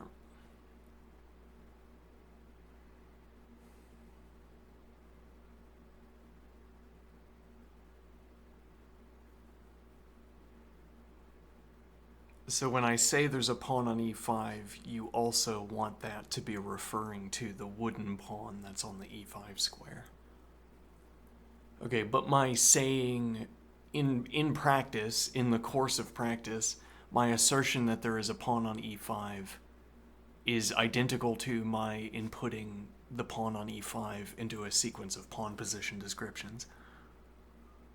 I mean that the case where I say a pawn is on e5 is when I am in the midst of this sequence: a2, b2, c3, d4, e5, f2, g4, h4, probably h2. Something like this. That's the case where, in fact, I would be saying that a pawn is on e5. And in such a case, I am not asserting anything about a piece of wood. Do you see why I am not asserting anything about a piece of wood in such a case? Because I have the book in my hand, and I have the wooden board here with the same pawn structure on it. Okay, and then I go over to my database and I input this sequence, and I'm saying my assertion that there is a pawn on e5 is exactly this moment in time when I am inputting through this sequence. This is the only time frame, this is the only timestamp where I am doing what I call asserting that the pawn is on e5. So when you say that the book assertion or the input assertion is also referencing wood, no, it isn't. When you think that there's this connection between the book description or the input sequence description and the wood on the wooden table, or rather on the wooden chessboard with the pawn distribution, there is no such connection in this activity. In this activity, my assertion that a pawn is on e5 is a keystroke. Okay? Or it is its functional role. If you asked me about it in this moment, I'd say it's like inputting a hash ref. The assertion that the pawn is on e5 is like filling out a hash ref form. Okay? And it's not like talking about where wood is located in space. No, it's not like that.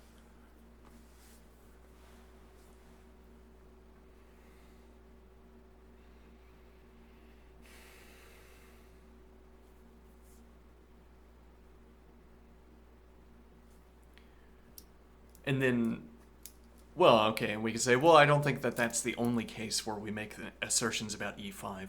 No, that would be like one layer of assertions about the pawn being on e5. But the next layer doesn't go in the direction of talking about wood. The next layer goes in the direction of talking about strategic characteristics. Now, when I say a pawn is on e5, that is in the midst of some particular sentence. Or when I am talking about the pawn on e5, that is in the midst of some particular sentence. And that sentence is about strategy. It is not about wood and its position in space. Okay, but we still want to, there's a disposition that insists, okay, but what we're actually talking about is the wood on the table. Why do you think that's actually what we are talking about? What in this process of reading the book, filling out the forms, reading the strategic evaluation, what part of that process looks as if it is actually about the board?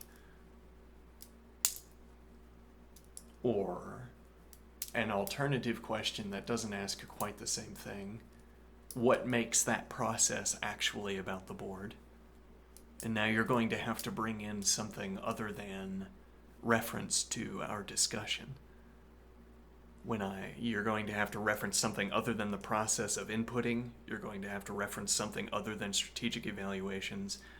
Or in short, you're going to have to reference something that is completely irrelevant to my actual use. That is completely irrelevant to my use of the pawn on e5 as a token, as a grammatical token.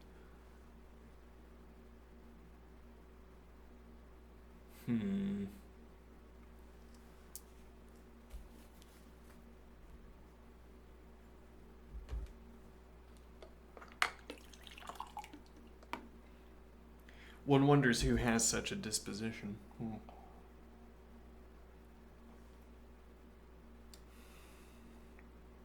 Our grammatical objects are about physical objects.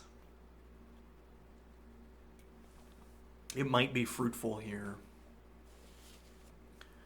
to use the word about in a more archaic sense, as I imagine it anyway. About. Out and about. Oh, there are bees about. That's why I'm in a bee suit. About. Is e5 in the book about the wooden piece on the chessboard? To the extent that I keep a physical board handy while I'm reading the book, yes, it is about. The wooden board is out and about, as it were, when I am talking about or reading about e5 in the book. Is e5 about a strategic position? Strategic discussion is about when I am talking about e5. When I'm talking, I know we need a different word. When e5 has a major grammatical focus in my discussion. Yeah. It's about. Not about as in some kind of thin thread that connects the symbolic representation to the physical object.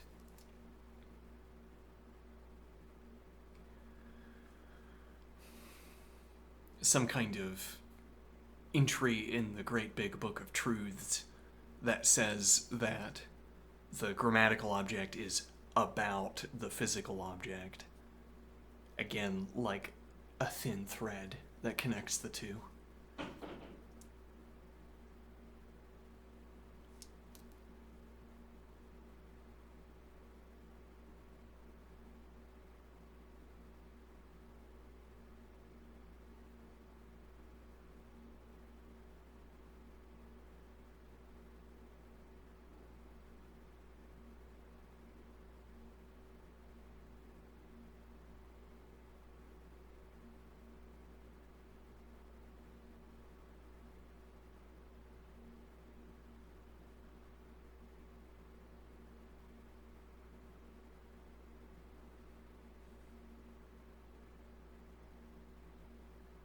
An extra fancy idea coming to mind. I think if you could talk about aboutness, the philosophical conception of aboutness, as if it were a thin thread connecting. Eh.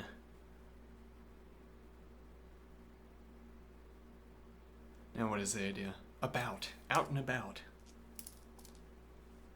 A better sense to the word about in sentences of the form the symbol was about the object.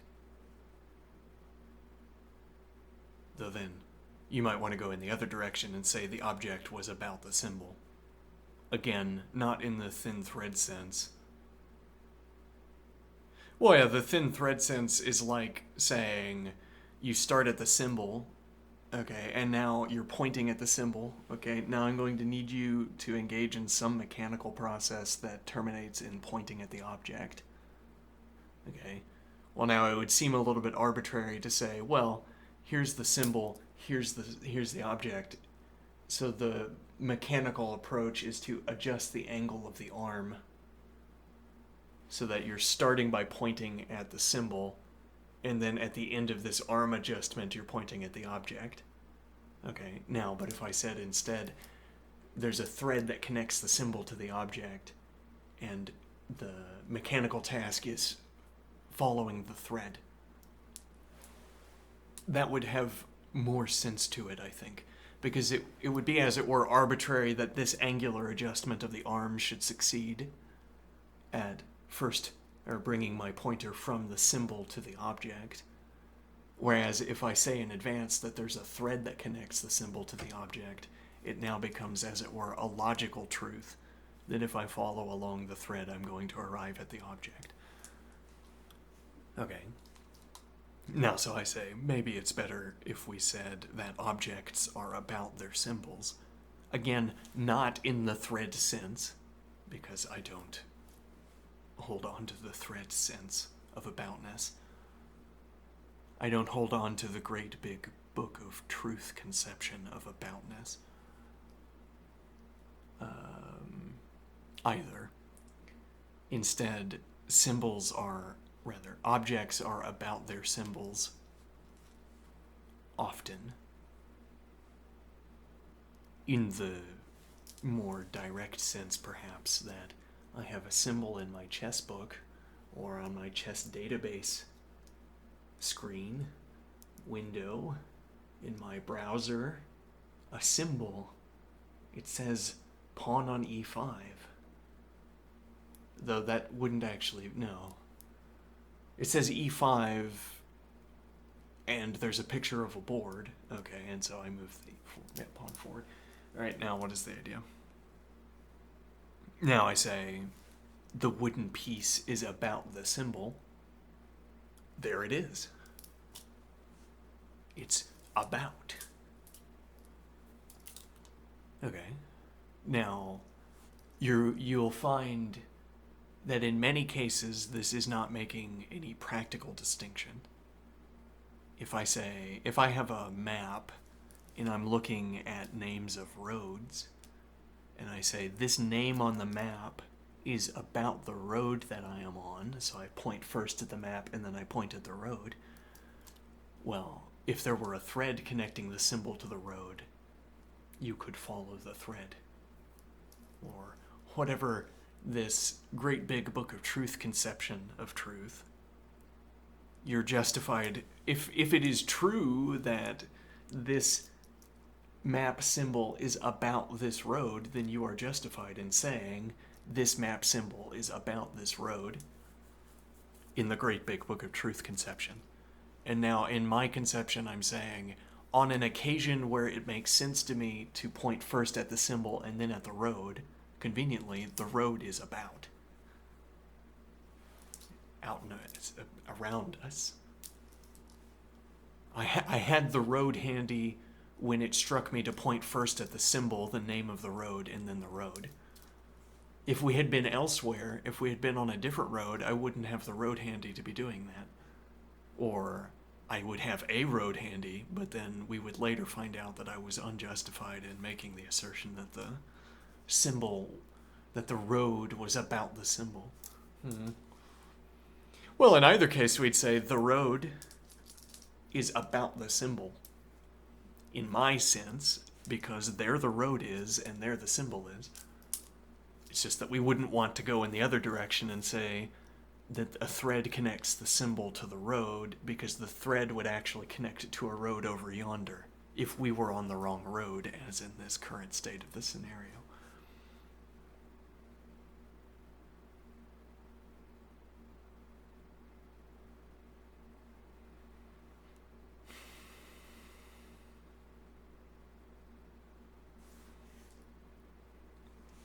So the objects are about their symbols sometimes.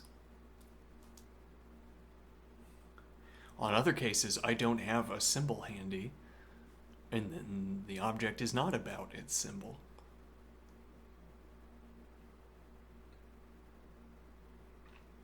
Hmm.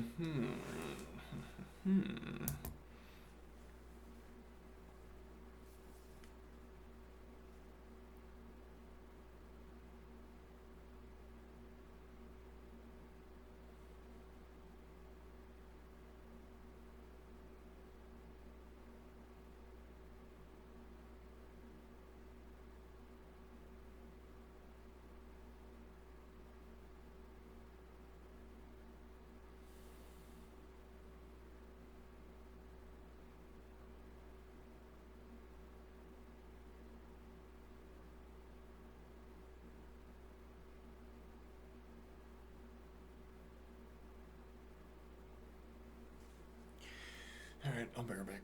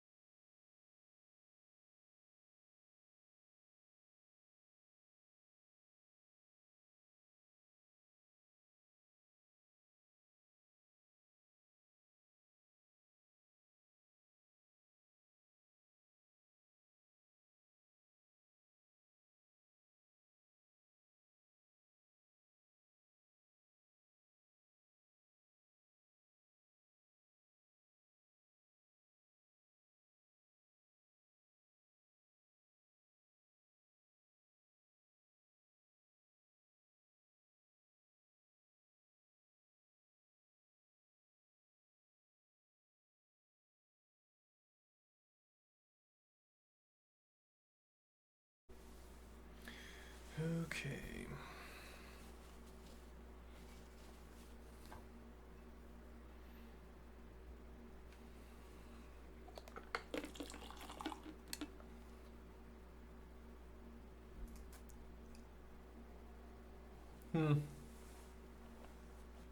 Well, now, and if we had a diagram, go back to our chessboard.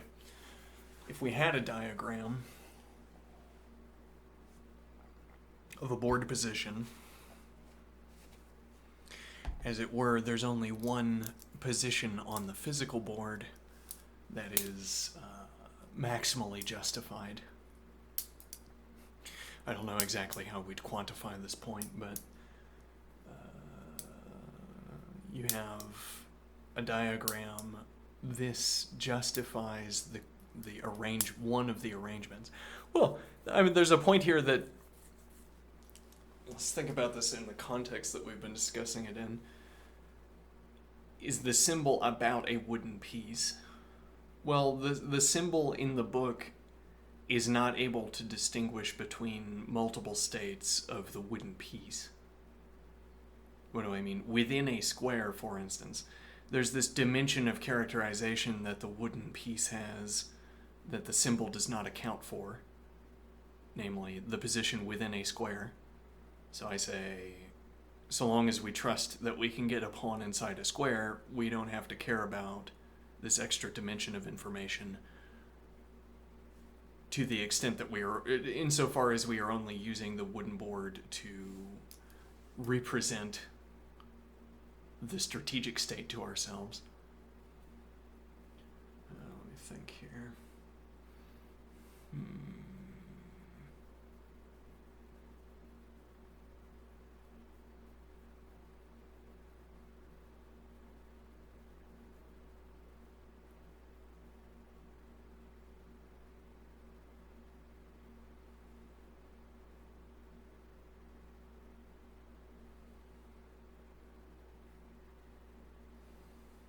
So if I had a wooden board and I adjust the position of a piece within a square, I don't change its strategic characterization, but I do change its characterization in this additional dimension of information.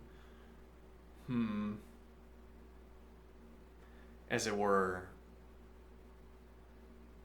for each pawn position, there would be a corresponding set of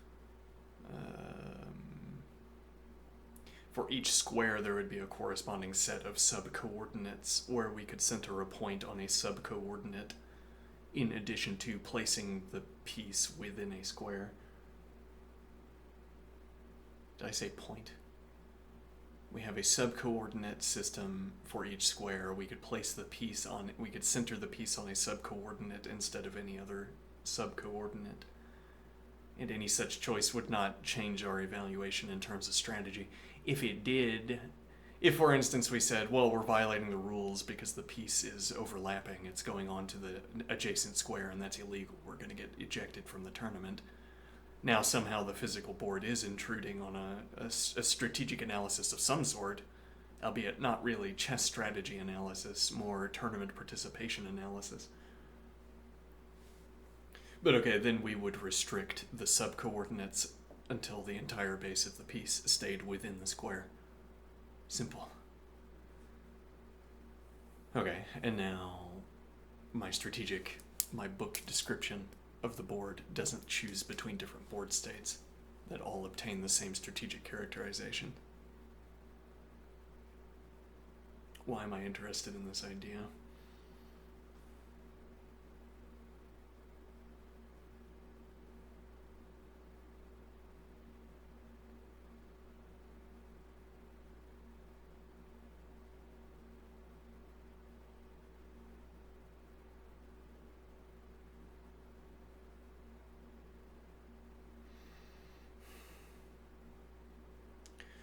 Same strategic characterization.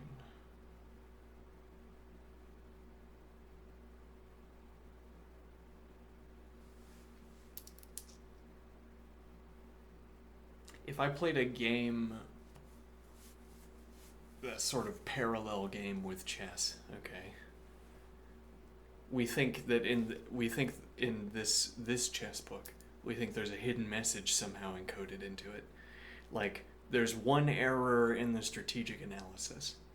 Okay, and if we find that error in the strategic analysis and we look at the piece that is involved in that error, and then we take that piece off of the board and we unscrew the base, there will be gold or something good hidden inside it. But if we open up any of the other ones, it'll catch fire, and the board will catch on fire, and we'll never get the good thing. Okay, now in this game, there's going to be a connection between reading the book of analysis, finding a piece name, finding a square position, and the piece. So looking at reading the strategic analysis, finding the error in the strategic analysis, intentionally placed, okay, and using that to tell us which square we're interested in. Then we go to the board, we pick up the piece off of that square, and we unscrew the base, and we were correct, of course. Okay, and now what is the point? The point here is that in this case, the symbol on the page is about, in the we'll say in the baseline sense, in the thread connection sense, as it were, the symbol on the page is about the piece on the board. Okay. In this concrete sense that the activity of engaging with the symbol on the page led us to this piece on the board to interact with. In so far as we had to pass through evaluation of the symbol in order for our activity to proceed to this point where this, it's like technicality to no end. The point is, we're trying to say, yes, the symbol is about the piece in this parallel game that we're playing. It's about the piece, and we can discern that. I'm saying it's about the piece to the extent that the activity proceeds from examining the symbol to examining the piece. Now, if, for instance, I was reading the book and updating the board to reflect the state as described in the book, then the symbols would be about the pieces, not again in some abstract sense, but in the quantifiable sense. The symbol is about the piece. How do I know? Because when I talk about the symbol, I shortly thereafter talk about the piece. Or when I look at the symbol, shortly thereafter I look at the piece.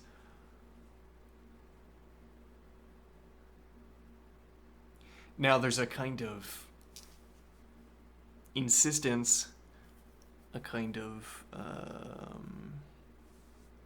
philosophical disposition that says even if the activity never proceeded from reading the symbol in the book to looking at the board, the symbol would still be about the board. And I guess that's one of the points, one of the dispositions we're trying to, one of the tendencies we're trying to highlight here. I want to highlight this kind of disposition because in this case it might seem obvious that the claim of aboutness is baseless.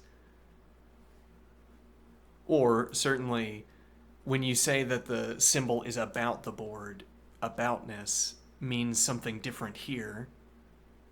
Aboutness means something different in the case where I proceed from looking at the symbol to looking at the piece, as opposed to the case where I look at the symbol and never look at the piece. Aboutness means something different. Now, you could insist on the philosophical dispositions here and say, no, aboutness means the same thing in both cases. The symbol, the way the symbol is about the piece does not change depending on what use you make of the symbol. It does not depend at any rate on whether you use the symbol or proceed from the symbol to the piece on the board.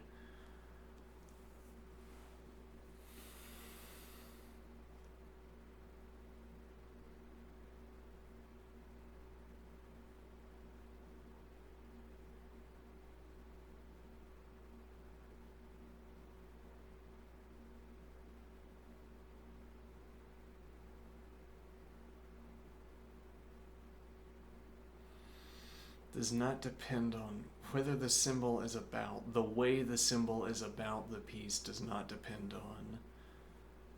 Right, erroneous assertion.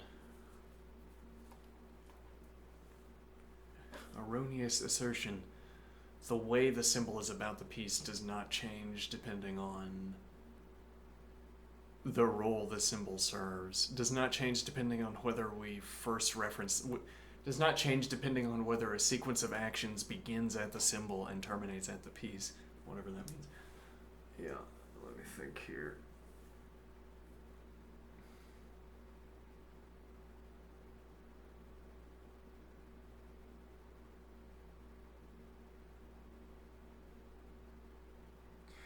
There's a point here that whatever game you play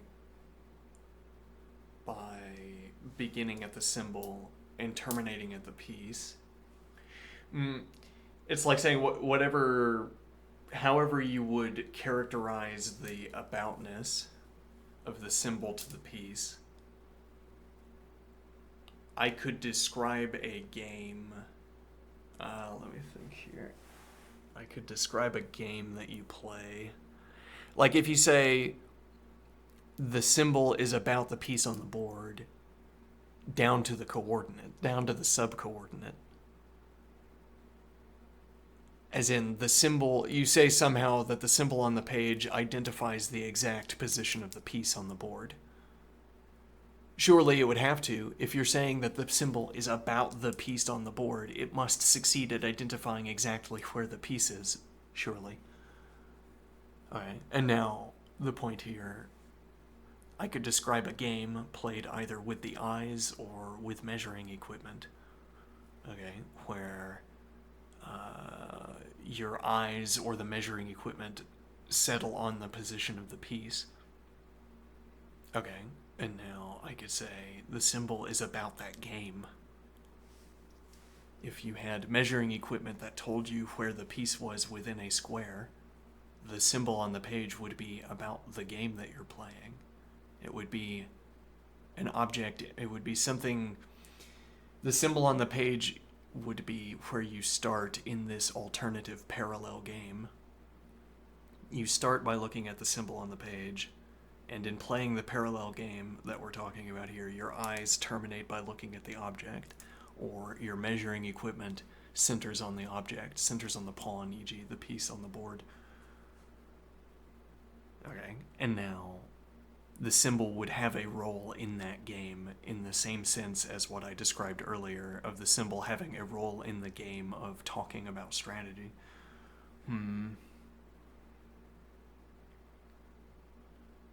Not in identifying the wooden piece, but in directing your action, in establishing the conditions under which you are satisfied that the measuring equipment has reached its goal, or that your eyes have reached the correct position on the board. So I'm saying that both of these are either the measuring equipment game or the eye game.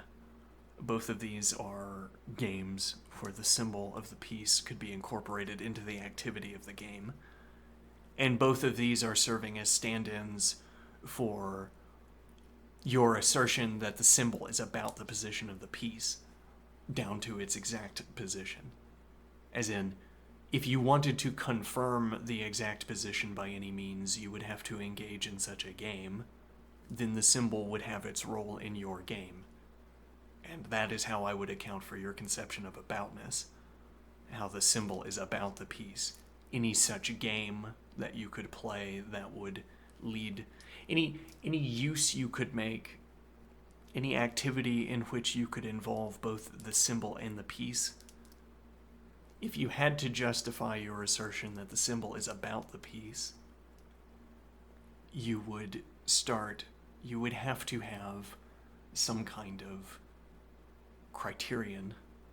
So I am thinking, any such criterion would be the output of a game that you could play with the symbol and the piece.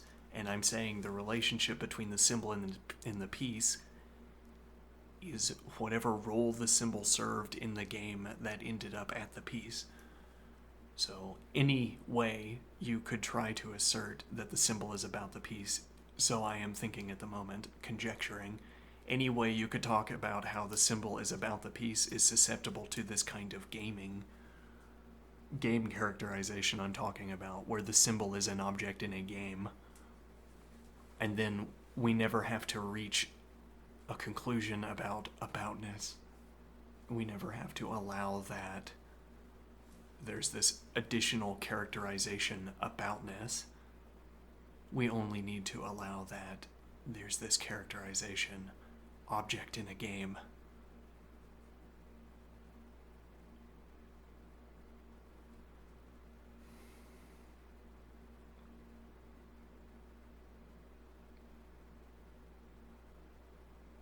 If, for instance, you merely said the symbol is about the piece, if I look at the symbol and it says, if I can derive from the symbol on the page the fact that there's a pawn on e5, okay, and now I have a laser grid, I have a computer designation system, it's going to light up one of the squares on the board and the piece that's on it. And I look at the board, and on e5 there's a pawn and it's lit up. Okay, and I say, let me think here.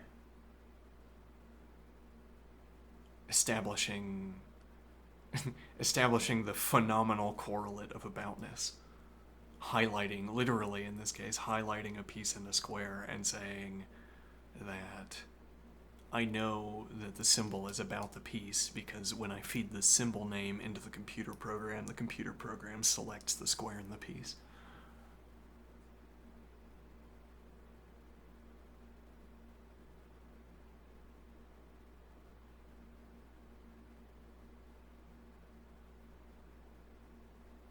It's not a bad standard to hold yourself to. As it were, I say, when I read e5 out of the book, I point at e5. Yeah, but you could do anything. I mean, you're not governed by a function. Whereas, I suppose, if I feed e5 into the computer and then the computer selects e5, and I look and I say, yep, that's e5, then, I don't know, we've got some kind of certainty, we've got some kind of agreement. We only have to agree that the function has succeeded at selecting, as it were, in order to agree concerning what e5 is. Yeah.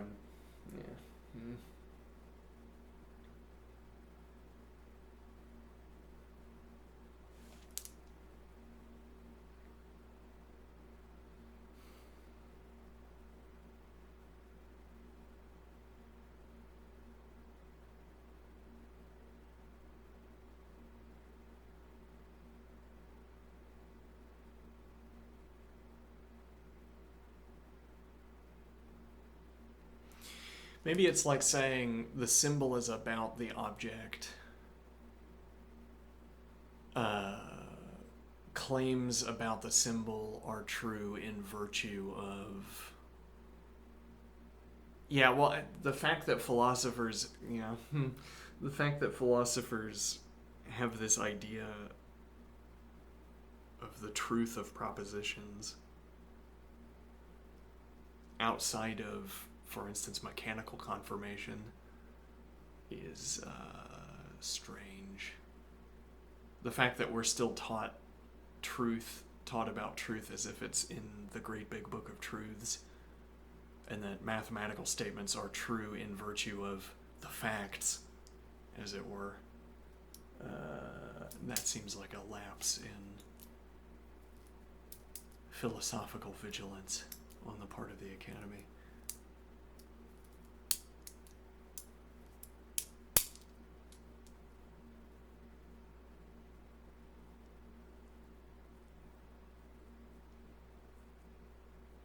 What am I trying to say here?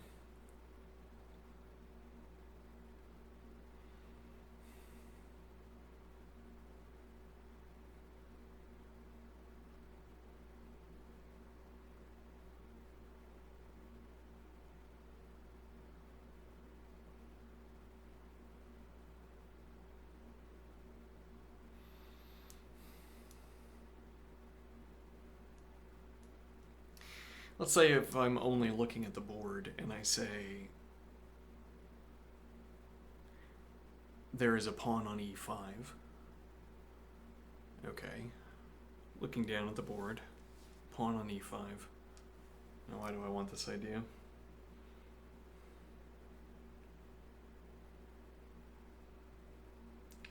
And now if I wanted to say that that statement is true in virtue of the state of the physical object, the physical pawn on the board, it's interesting that I have to step out of a logical objectification of the pawn in order to do this. It's also interesting that whatever I mean by the physical state of the pawn, if I wanted to elaborate on that question, I would have to turn the pawn back into a logical object.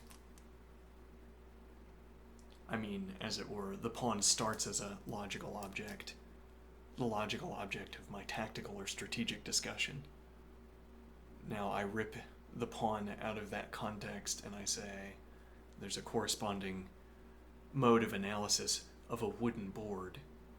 Whenever I say there's a pawn on e5, there's a corresponding move in talking about wooden boards. It picks this square and not the other ones, and I light up that square with a laser or a red light or whatever. Okay.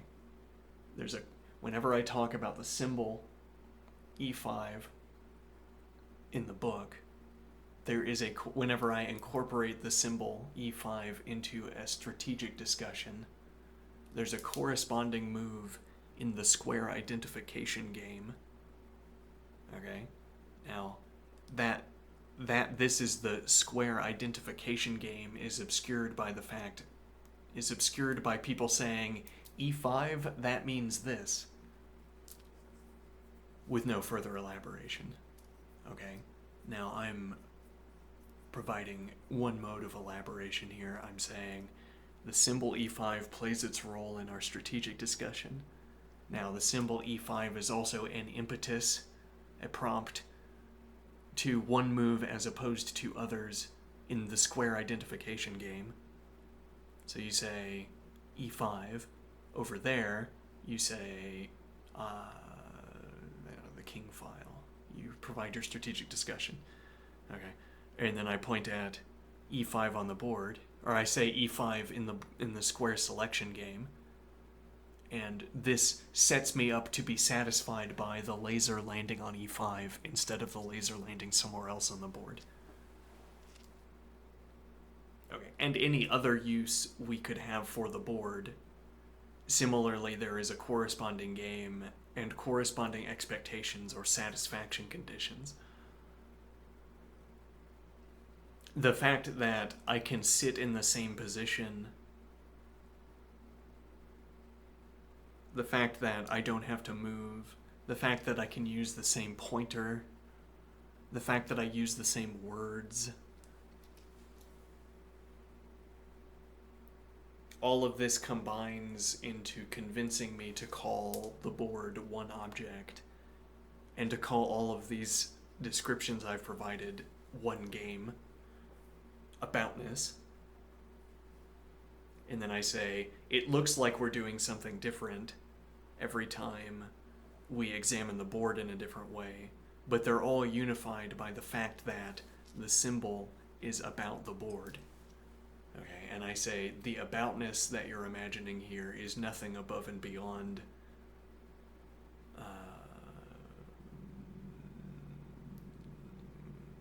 the convenience of pointing.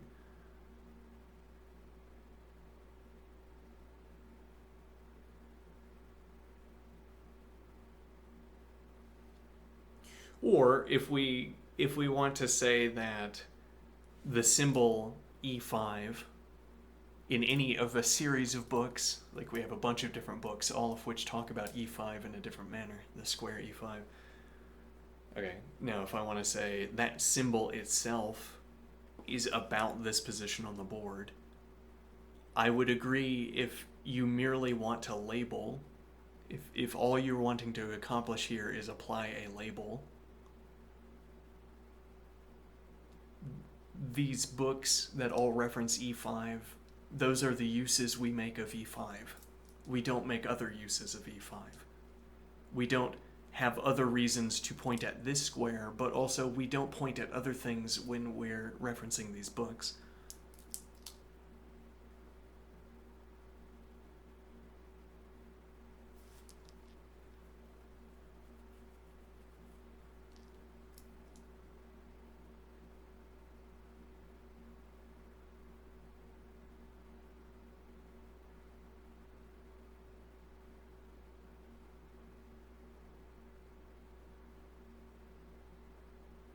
But also we don't point at other things while referencing the books.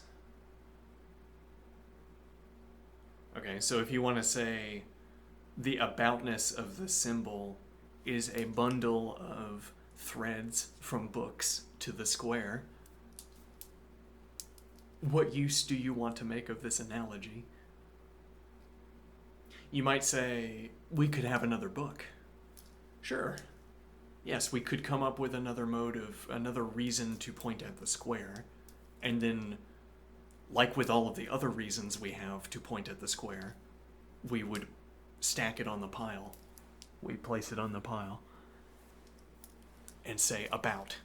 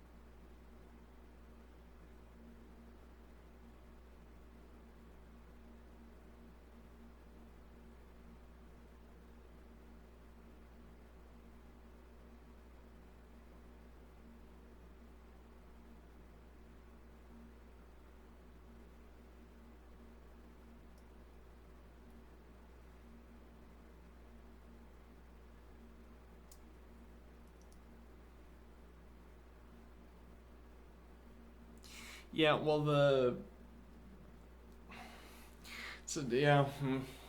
maybe I do need to update my methods for arriving again at Wittgenstein's point. I think whether or not I have some nebulous duty to do this, to maintain the ability to recount Wittgenstein's observations. I want to be able to. I want to be able to see again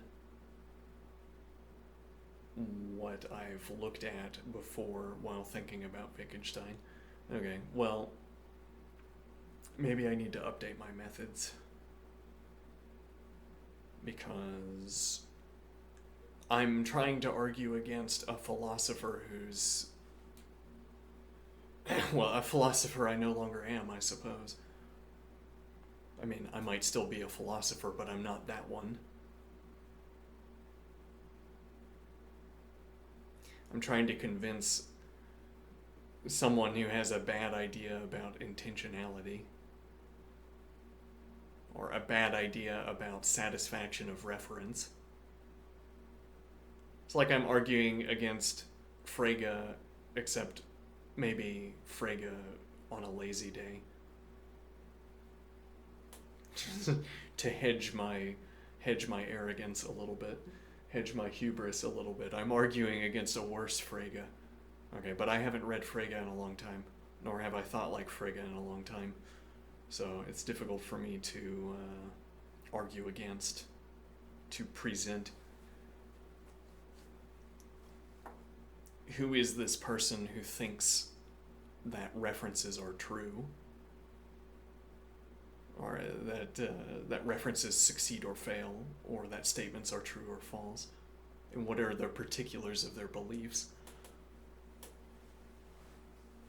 And really, supposing I succeeded, I mean, supposing I recount Wittgenstein's point through this venue, through this avenue, I have only succeeded in convincing a Phrygian to talk in a different way, as it were. I mean,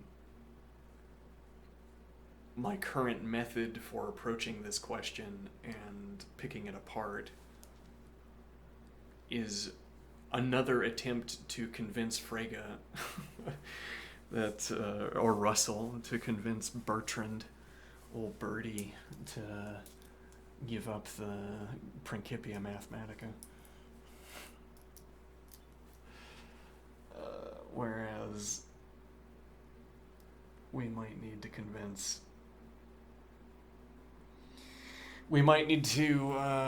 other people. We might need to convince the computer scientists or the AI theorists that their conceptions of objects are bad.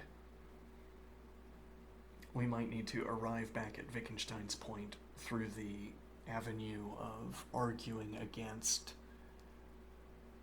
the extant conceptions of objects in computer science or in AI theory.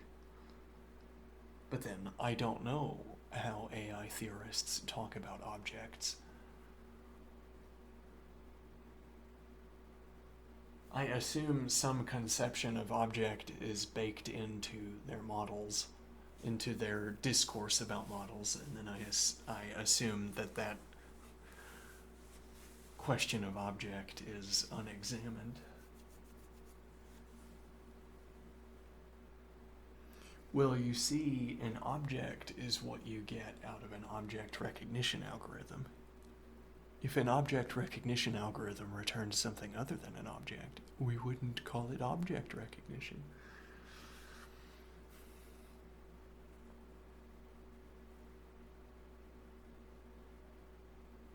And well, no, that we don't like that definition for objects, I'm thinking. A useful definition for objects, if what you have as your AI is a tower of logic,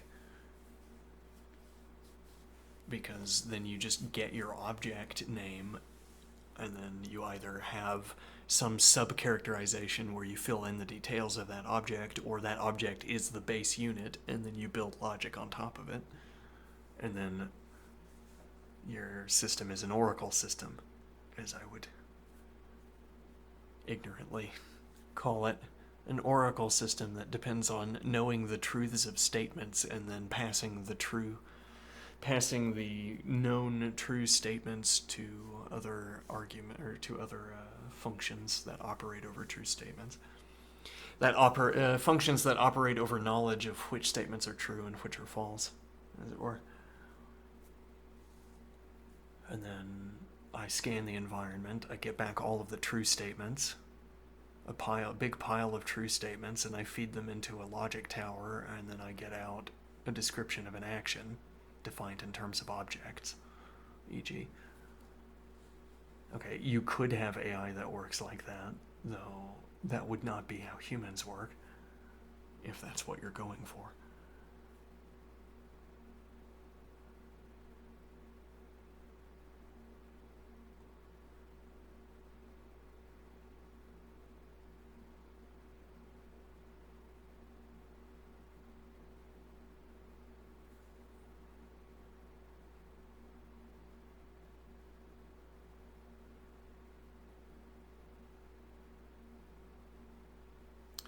Alright, well, what time is it?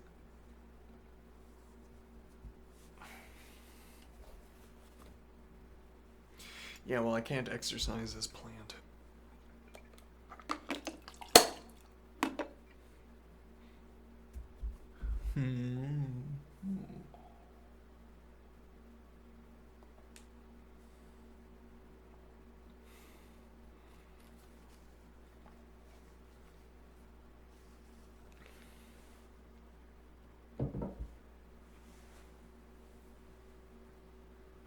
Well, yeah, so I have to dredge up the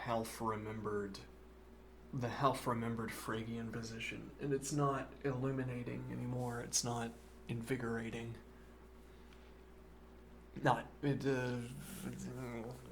Chasing Frege. I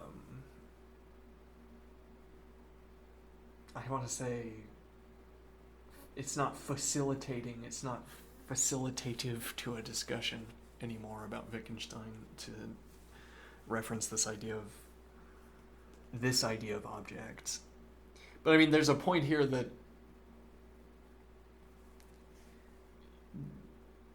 most people do not ask the question of what objects are.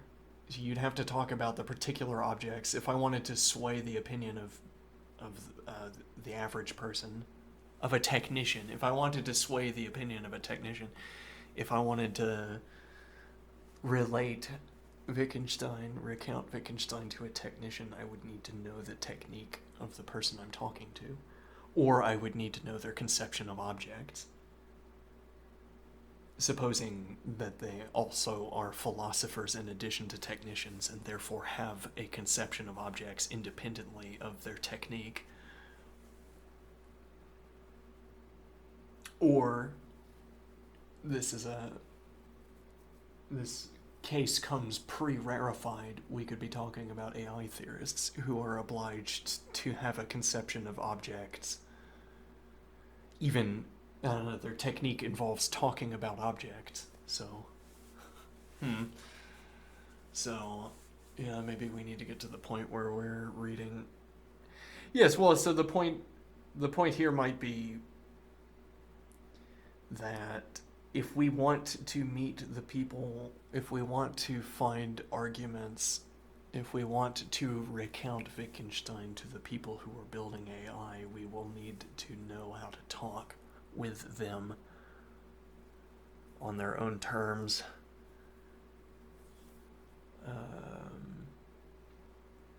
If we want to convince people that Wittgenstein's conception of objects is better than theirs, as I suspect it will be in most cases, then we will need to figure out how other people talk about objects. We'll have to learn how each person talks about, how the field talks about objects. That will be the invigorating direction I am thinking.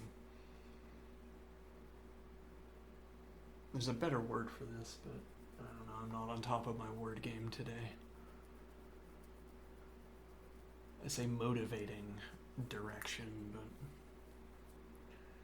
Alright, I'm going to call it for now. I'm going to play more than 1 hour of video games, because I am an adult.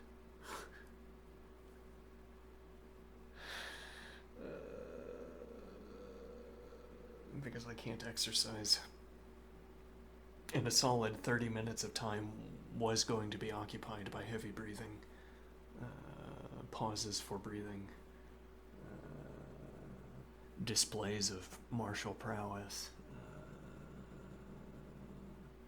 dancing, etc. Now that time will not be occupied in that way. Why is it so bright?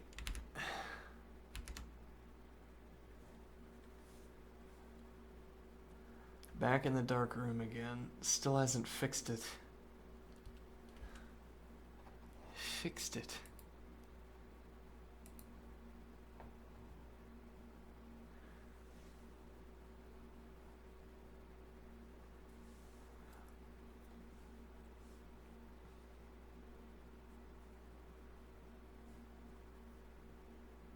Presumptuous.